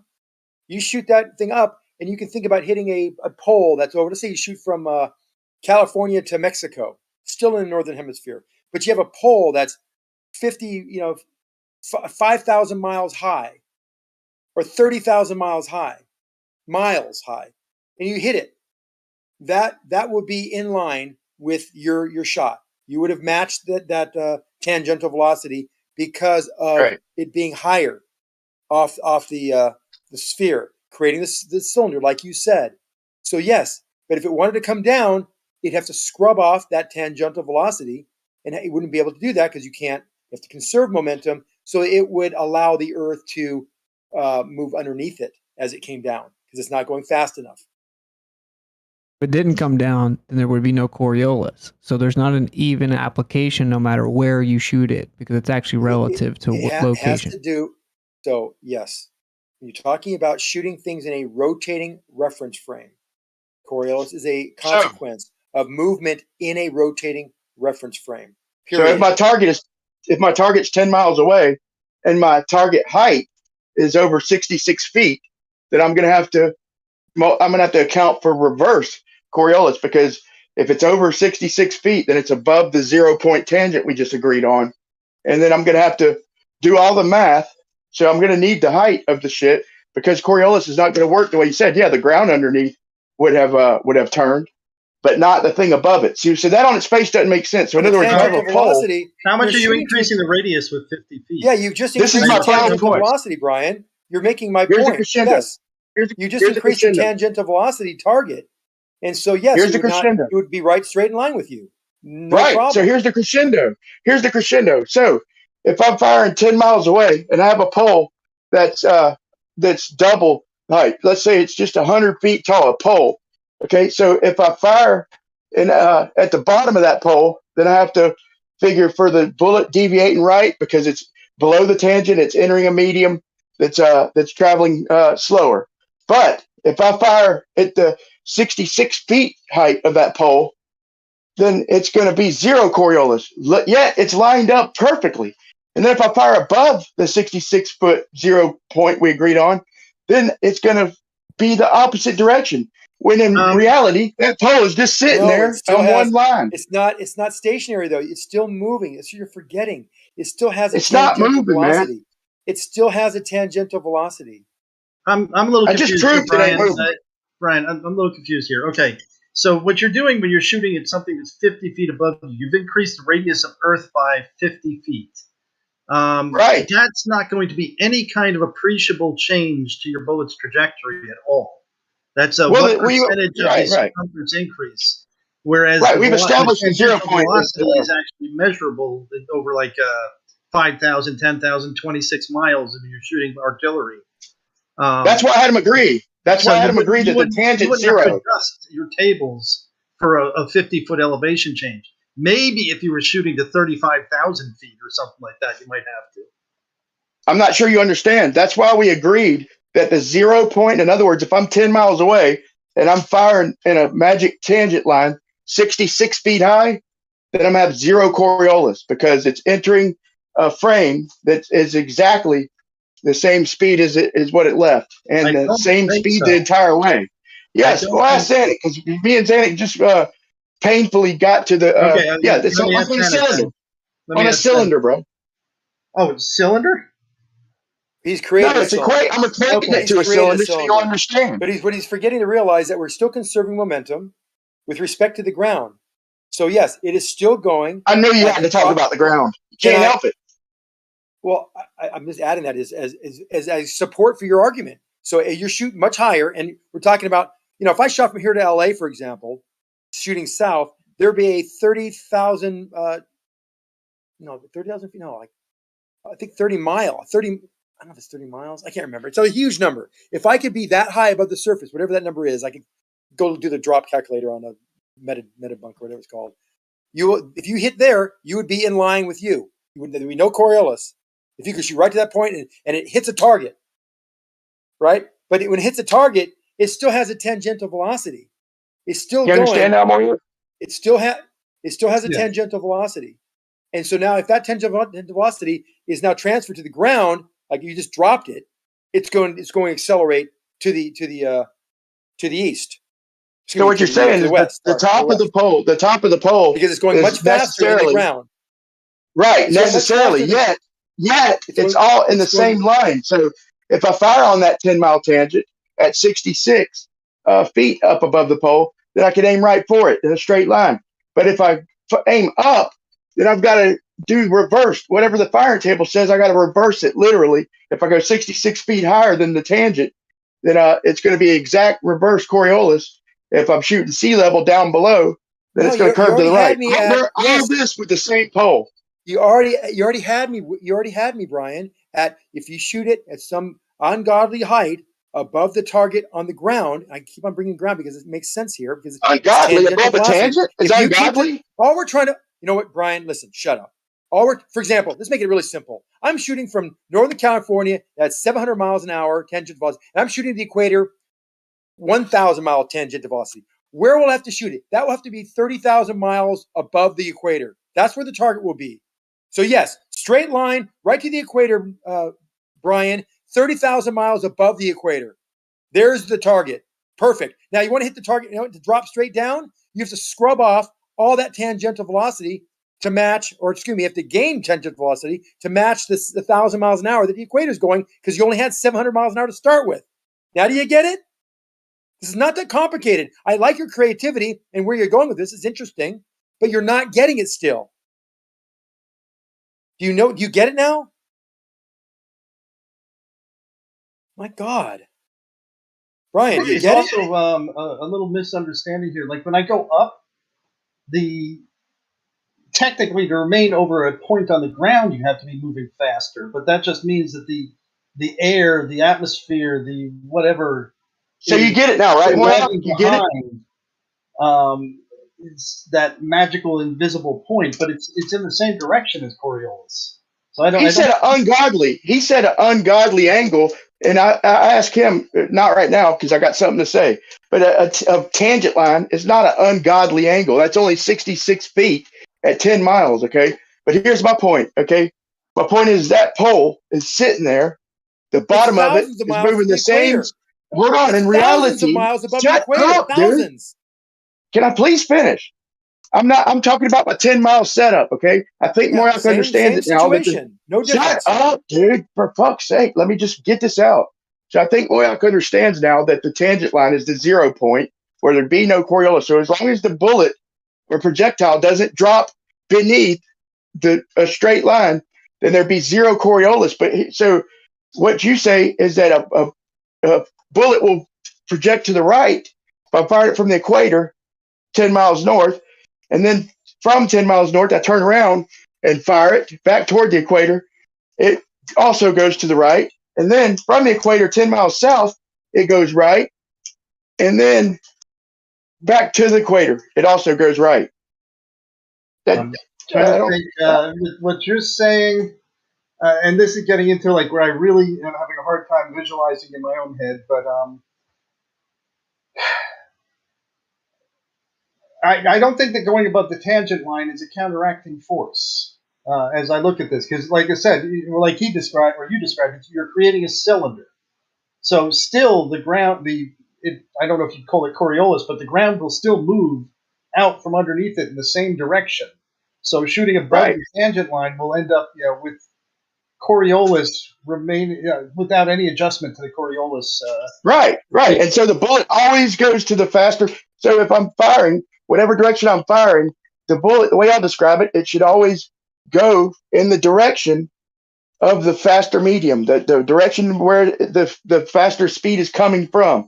So if I'm firing from the equator north, then I'm going to toward the slower rotation. Right. So it's going to curve to the right. But then when I'm firing back down south, I'm going into a faster rotation. I'm going into a faster frame of reference. So it should go toward the faster frame, or from the south, firing toward the equator. From the equator, firing south. Hold on, let me rethink that. That might not be a I got to valid think point. about that too. I can't keep that in my head straight. It's not a big deal, Brian. Right? All it is about just follow the conservation Bro, laws. but when you say I don't understand it, bro, why I every time do I have overunderstood. to explain to you to shut up when I talk? Just You let act me like we finish don't explaining. understand it, I brother. got a We headache not because only I'm always understand it, yelling we at you to talk shut up. past you. I'm letting you Go talk ahead. the entire time. When I start talking, you immediately talk over me. Fucked up. Bro, okay, go ahead. Brian, it's fucked up. Stop it, please. Gives me a fucking headache. So let me respond. Yes, just incorporate the conservation law in your mind And keep in mind that when I shoot up, that is at a higher, it's going to still have that same momentum, regardless of what the ground is doing beneath you. You don't care about the ground, like you said. Don't even bring the ground up. It's got momentum. That and with respect, but then you do have to do it because you're always trying to tie it with respect to the ground. So that point of the ground, if it's going to be at 100 miles or 10 miles or wherever, there's a line straight up that you're going to be hitting or passing through, that there will not be any Coriolis because that tangent velocity of that spot will be the same. Means the mass times the velocity will equal that momentum. It'll be the same. Okay. Not a big deal. I figured it out. It's not until I figured it out. I need you to respond to this. It's very important. Oh my God. You probably took 5 years off my life with the stress. I'm curious. I'm curious in what you have to say. Very curious. So if I have if I turn from the equator, then the bullet is entering a medium, a frame of reference that's spinning slower. So the bullet is going to curve right toward where the spin is coming from, the slower medium. Now I'm turning around and firing back south toward the equator, and now you're saying it's going to turn right away from. So now I'm entering a speed of a faster rotation, and it's not curving toward the direction that the slower medium's coming from because it's faster. That's exactly backwards, bro. Any way you look at it, bro, y'all are pinned down and trapped. This is some. Wait. I kind of tuned out for a second, bro. What did you say? What did you just figure out?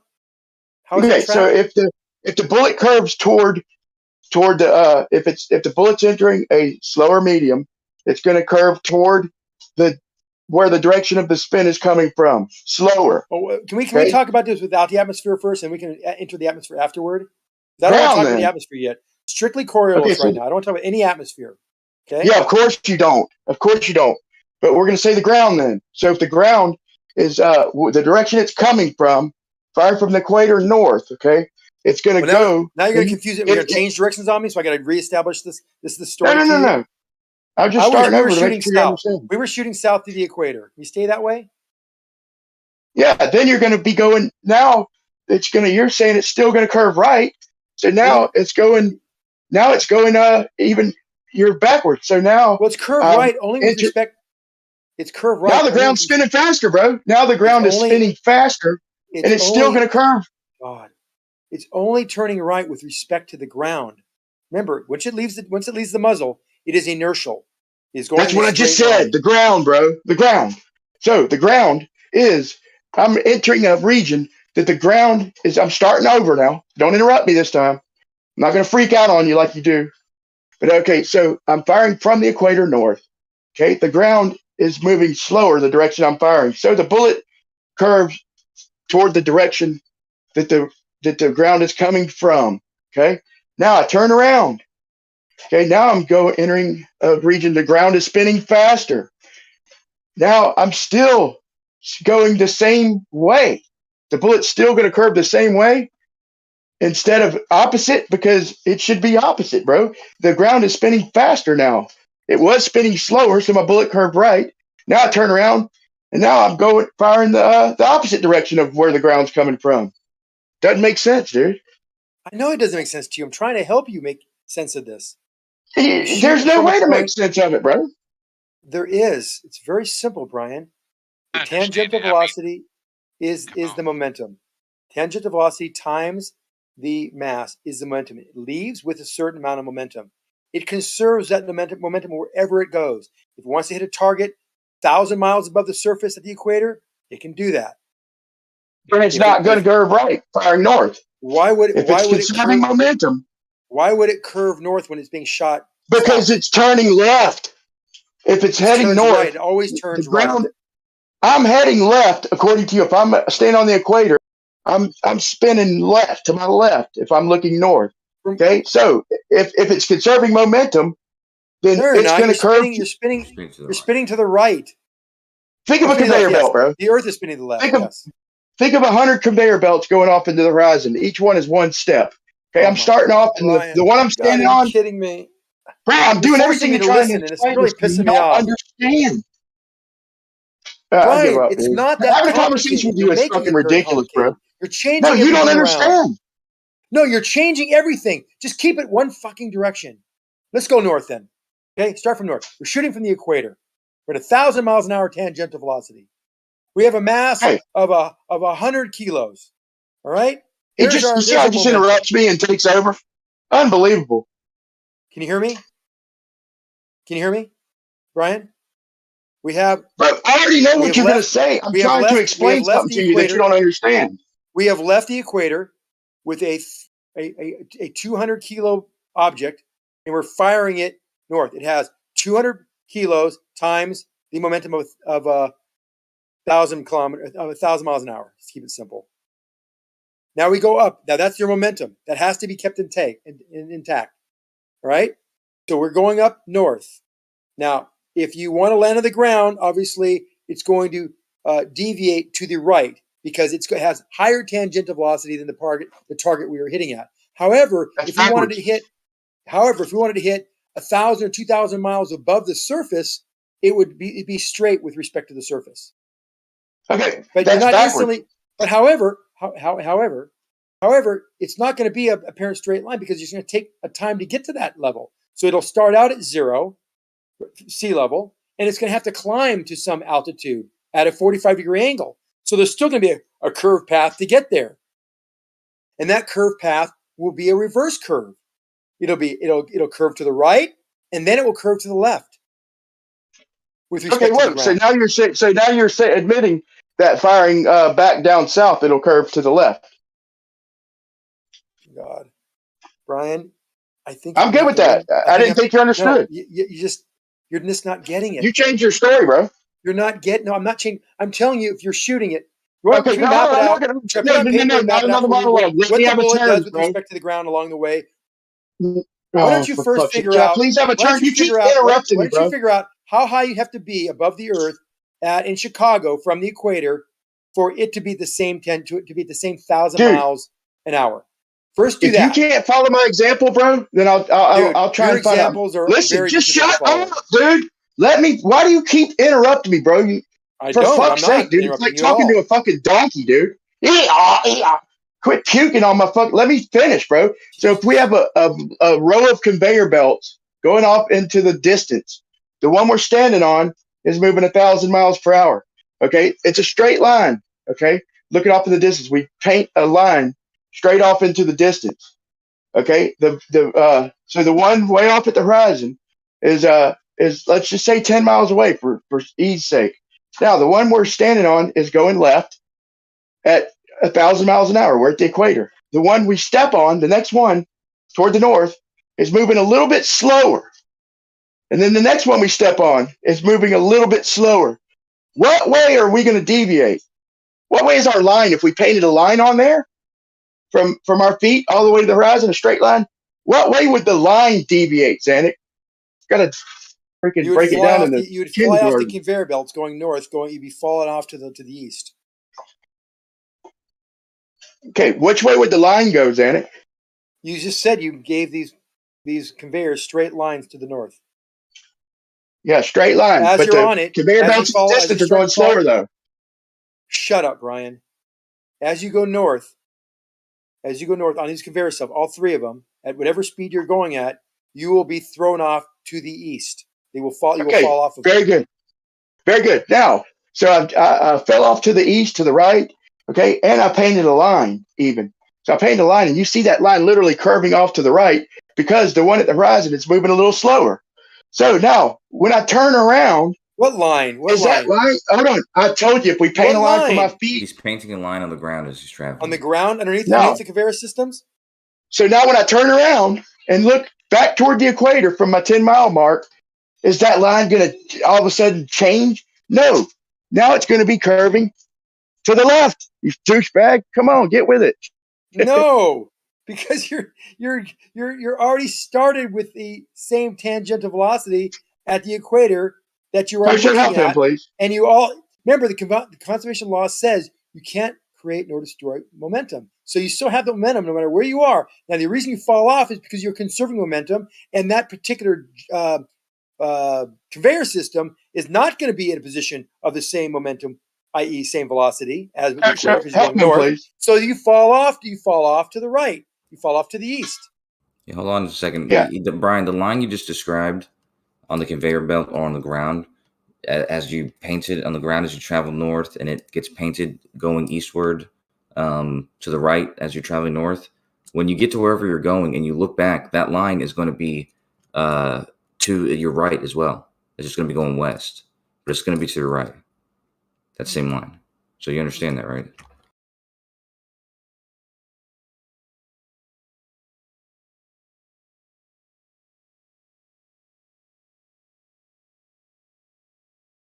Brian, you still there? He's gone. He gave me such a headache. I got to take a Tylenol. Yeah, he's giving me one too. I don't understand what they mean, what they want.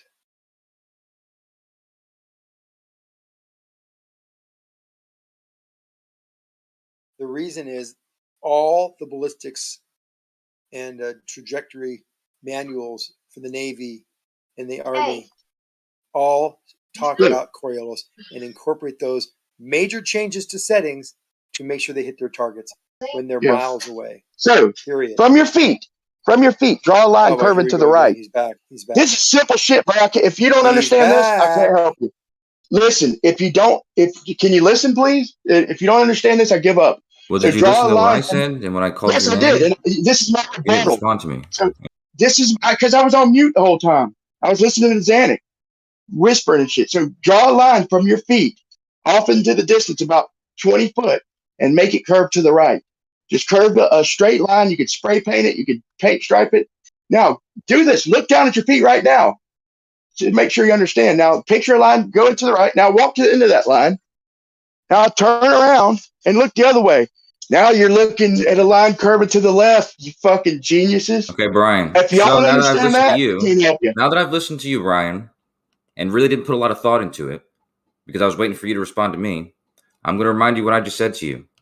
That line that you described painting as you're traveling north and it's going to the east to your right. When you turn around and look at that line, it'll look like it's going to the west, but it's going to still be going to your right. The same thing with the line that you just described me to do on the floor. It does the exact same thing. If I draw it diagonally to my and travel to my right from where I started, and I turn around and look at it, it's going to be going the opposite direction cardinally, but it's still going to be to my right. Bro, no, it won't, man. Just look down at your feet right now. Look down at your feet. Picture a line curving to the right. Okay? Picture a line curving east, right. Now go to the end of that vision line. Okay? And now, which way is it curving now? Now you're going freaking east. Now you're going east left. East left. You're looking left, at, I don't know how west. you're tilting this line, bro. Right, Just look down at your feet and do it in the air. Southwest. No, he's saying if you turn, so you draw a line, draw it diagonally to your east, to your right, and you turn around when you get to the other end of the line, you're going to be looking to the west, to your right. Okay, how about this? I think what he's saying, Kosho, maybe you and I talk about it. You're in Mexico. Dude, you're going to curve to the left, bro. Period. Brian, you heard me say, I'm talking to Kosho, you can listen. You draw this line that Brian talked about from Mexico City and draw it all up to New York City. Make it really dramatic. He's saying turn around, and which way is that thing turning? Right. He's saying it's going to turn to the left. Yeah, you're going to go toward Chicago and then Texas and then down through Mexico. And he goes, see? What are you saying there? Yeah, we drew the line. In other words, well, you said it goes right both ways. It does go, because when we shoot from, I see the problem. This is easy. So now I'm in New York and I want to shoot south. What happens when I shoot south? Now it goes to the right. So I shoot south, it curves to the right. It doesn't follow the path it got there on, because that path was a result of the higher tangential velocity origination point to a lower tangential velocity, a destination point. Now the destination point we're leaving from is lower tangential velocity. We're going to a higher tangential velocity. So we're going to be turning to the right, Brian. It doesn't follow the same path in reverse. What is wrong with you? You know what? You're doing this on purpose. You're fucking us up in the head. And now I got to have a Tylenol because I'm trying to deal with a knucklehead. You're being an idiot. Seriously. Being ridiculous.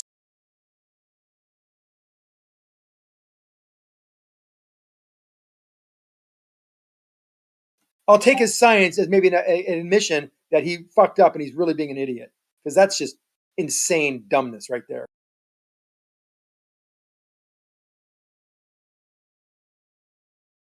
Kosho, do you agree? So here it is. So your conveyor belt. You take one step, and the conveyor belt's going slower, but you were going faster. So which way are you going to fly? Okay, which way are you going to naturally veer? If every conveyor belt you step on is going from right to left, a little bit slower, just a little bit slower each time. Okay, so you're going to curve to your right. Now turn around, and each conveyor belt you're stepping on is going to be progressively getting faster. So you're going to go to the left. It's simple shit. Just draw a line on the ground. You're trying to trace the line back exactly. But I'm saying from where you wind up after tracing the line, now look directly south and see which way the line curves, parallel with the line that you just traced. It's left. It can't be the same way, dude.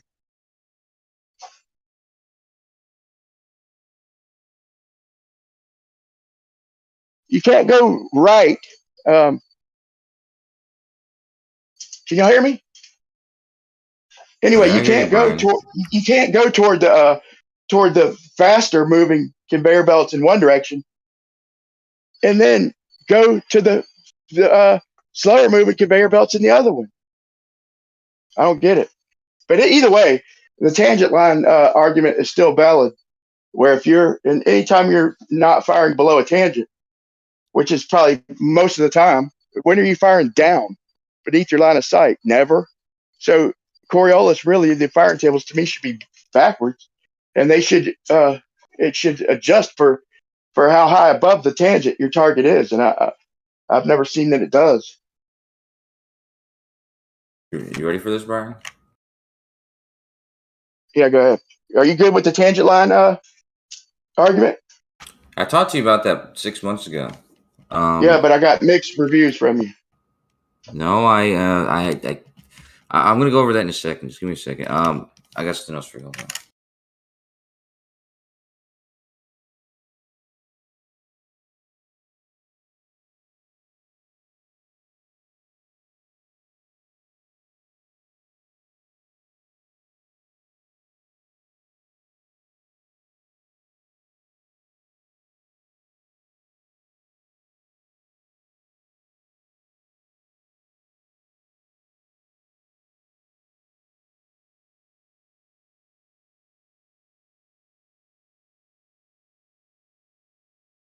So after 8 years, 7 years, we still arguing over Coriolis effect. Yeah. But I'm finally getting them to understand what I mean by a cylinder. I'm not saying that Brian, we're we talked about that firing cylinder on an 6 actual months ago. cylinder. Yeah, I know, but you gave me mixed reviews. You said, you'd look into it and shit, and No, you I tried to say told. no. What Then you said, are you talking about, dude? I went over the whole thing with you, but that's not important right now. so you agree though? The tangent line is No, the I don't 0 agree point. with you. I don't agree with Oh, you. Zanuck and Marduk just did. Yeah, It I took a don't agree minute. with you on principle. Okay, I don't know what you're talking about, but I talked to you about the whole. So I talked to you about the whole cylinder thing, dude. And I told you that there's scenarios where, yeah, you could describe the Coriolis being. You can find the equivalent point to where it's like high enough in the air, and then also, far enough south. Yeah, or the tangent north. line. Yeah, that's the right. tangent Yeah, line, bro. we went over the whole thing, man. And it's anyways, that's not the point. The point right now is just bullshit right here, dude. So you still concede? I'm not conceding. Look what I just drew. Okay, you got two Hold on. fucking people. The same scenario, just fucking turned around. Okay. Do you agree that these two left and right of each other, Bob and Alice, they're looking at the same line just from their perspective?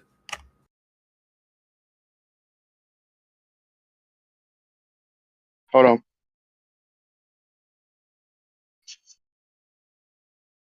Okay, now you have them curving into the faster frame. You got them, like on the treadmill example, you got them going with the faster speed both ways. No, this is the same line. This is one line. Let's say Bob was next to Alice. I see what you're saying. Bob was next to Alice, and then Bob went south and ended up where he did. He's looking at the line that he left, and Alice is looking at that line from where they started. The line is going right to both of them, and it's Bob. His right is to the east, and her right. I'm sorry.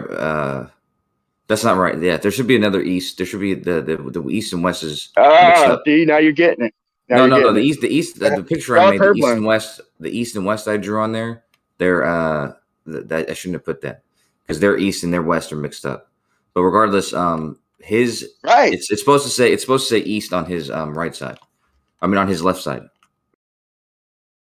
Regardless, You got the right. They're looking to the right, and it's the opposite. What? So you're saying east and west would change? You're trying to say Yes, east and west would change depending on what direction we're facing? Yes. What are you talking about? Of course. Okay, if I'm east and west are fucking not Cardinal relative, bro. directions and right and left Right. are relative directions, which So is why you they got would it change right when you then. turn around. Yeah. When you turn around, your right and your left become the opposite of what your east and west become opposite of whatever they were when you turn the other way. Because right and left are relative directions, and east and west are fixed. Okay, draw a curve line. So if Bob is curving toward the he's curving toward the direction the faster rotation is coming from. Say Bob is slanting or curving toward the direction the faster rotation is coming from. Okay. Now Alice is curving in the direction that the faster rotation is heading to. So that's what I was saying. I see what you're saying when you draw it, but if you really think about it deeply, if you put conveyor belts down, then you're going to get the exact opposite if you're going north or south.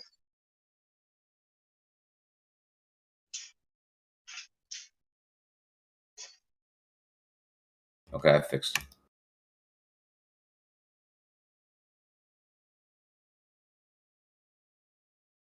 So okay, so Alice's shit is to the east. Yeah, obviously, Hold Alice is on. in the north, Bob's in the south. And let's see, hold on. Yeah. Okay. So Bob is looking to the south and Alice is looking to the north. Is that right? That's right. Okay. Now, so Alice's line or conveyor belts, just to try and put it in some kind of realistic terms. So like I said, Alice is entering a region of slower movement. Okay. Anyway, she's moving from the direction the Earth rotation is coming from. My point. Now, turn around for Bob. Now he's heading in the direction that the rotation is going away from, going towards, not coming from. That's my whole point. I see what you're saying. I've never not understood that, but I'm just saying, like if you curve the line, if instead of a straight line, if you curve it, and then you turn around and you look back, okay, it's going to be curving to the left. You're going to be looking west right off the bat, but it's going to curve to the left if you trace that line backwards. So if you could just elaborate a little bit for my example, if you don't mind, if you could take that same thing and draw a curve line. But I understand your point here. I'm just trying to take it.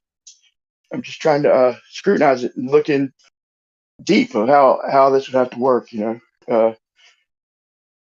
Let me find this. I made this picture a long time ago.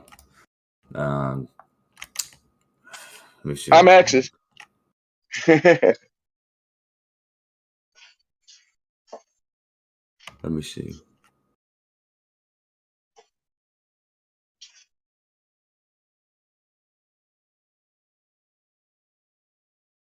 Okay, well, here we go.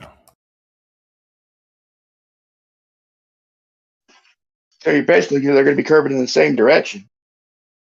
I prefer if you just don't change their observation point, and if you haven't drawn it yet, if you already have, that's fine. Well, I'm looking for another picture that already has it on there. Hold on. But yeah, so if you start off There it straight, okay. I made this picture for Jeremy a long time ago. Okay. Because he fucking was going wild, dude. He thought that he had us all tied up in What is knots. this? This is Coriolis. He has like an opposite direction Coriolis thing, like how Foucault's pendulum is going to go opposite direction of hurricanes. It was a whole thing. Yeah, it does. But it does. Okay, so the one in the top left. Well, why are you trying to sneak that in like that ain't stress for your This model? picture I just posted is an explanation for what you're, co-signing Jeremy with. But regardless, the one right here on the left, the top left globe, this is showing, how those curved arrows would look, right? Like, Okay, this is what I want you to do. What I want you to do is look at the arrows. Is there any way you could draw or fuck it, just look at the arrows of the left, the ball in the top left, the right two arrows on the top left drawing. right. And so if I'm going down, if I'm going from the equator north, I'm gonna curve to the right. Okay. Now turn around from the north facing downwards and look which way that arrow turns. Turns to the left. No, to the left. East. It's yes, east for both. It has to be east. If There's I look no at those getting around it. Good. Those four arrows on the left top ball, the very left set of four arrows. If I'm at the north one, the one that's north and then curving to the east, it's going northward and curving to the east to the right. If I turn around and go start from the north and look at the one starting from the north and curving to the west, if I'm standing there, I'm looking south. I'm looking south to the west. That's where the thing's curving, and it's going to the right. So that's why it makes the circles, because it's always going to the right, no matter which direction. Which one of those four? It's your arrows, dude. Look at all those arrows are curving to the right if you start from the starting position. Turn around and go.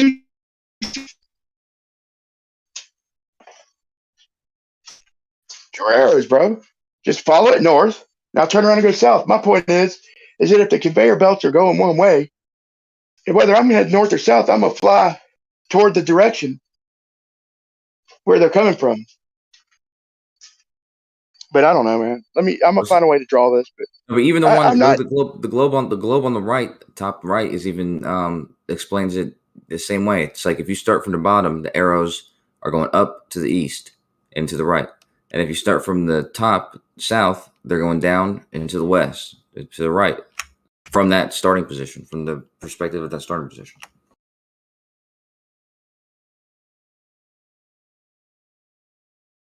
Yeah, but just turn around. Just take one of them arrows. Don't draw another one.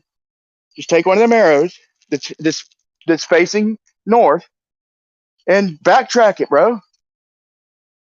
You're trying to be. I mean, I don't think you're trying to be slick, because I think this is what was given to you. But don't confuse things with multiple arrows.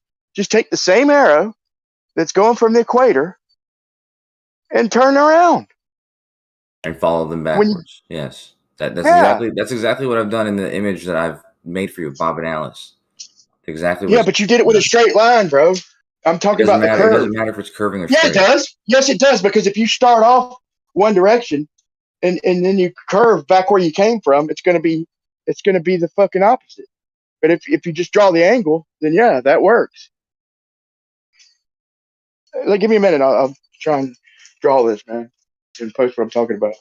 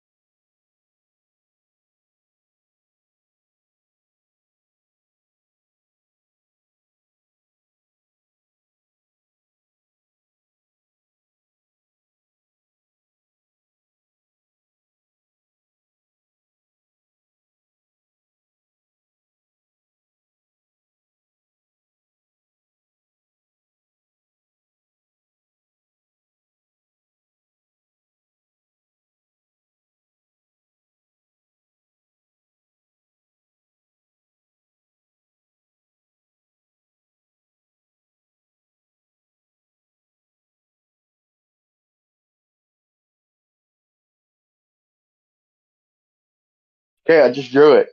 Instead of confusing it with multiple arrows, I just drew one arrow that's curving to the right, and then I turned around, and it naturally is going to be curving to the left.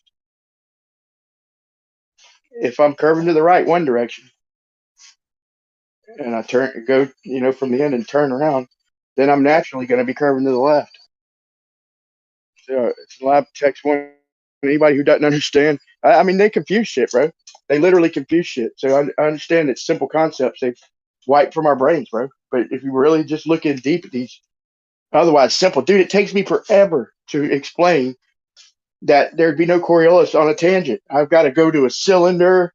I've got to fucking start talking about, tangent lines and all this. Just like, bro, the 0 point, the way y'all describe it, the 0 point would be the tangent or a cylinder. And I never get past that. I get so much friction with Xanic. I get stuck at 0 every time. When they finally realize 0, then for some reason it'd be over. And now Coach says, you say you explained it. No, you said you was going to look into it, and you gave me. If you did explain it, I don't remember.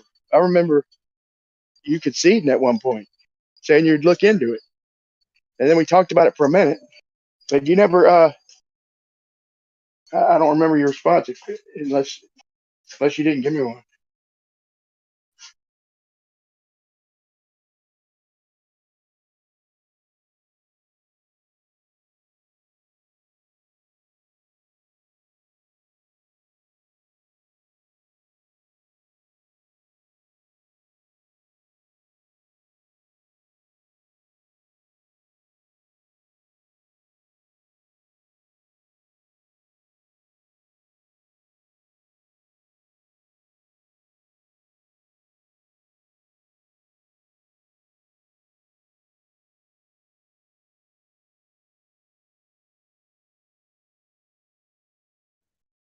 To me, I ain't saying you did it on purpose, but that straight line shit's dirty rotten.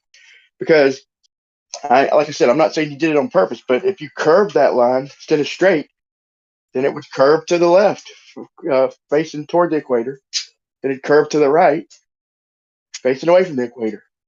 But doing it straight shows where it ended up. Yeah, if you just don't put the curve in, then that's manipulation. I think somebody manipulated you into believing that.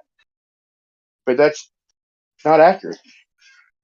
If you curve each one of them the way they're coming from, and you get the same thing, you'll get to the right going north and to the left coming south. But if I took away the arrows in the bend, yeah, it looks the same.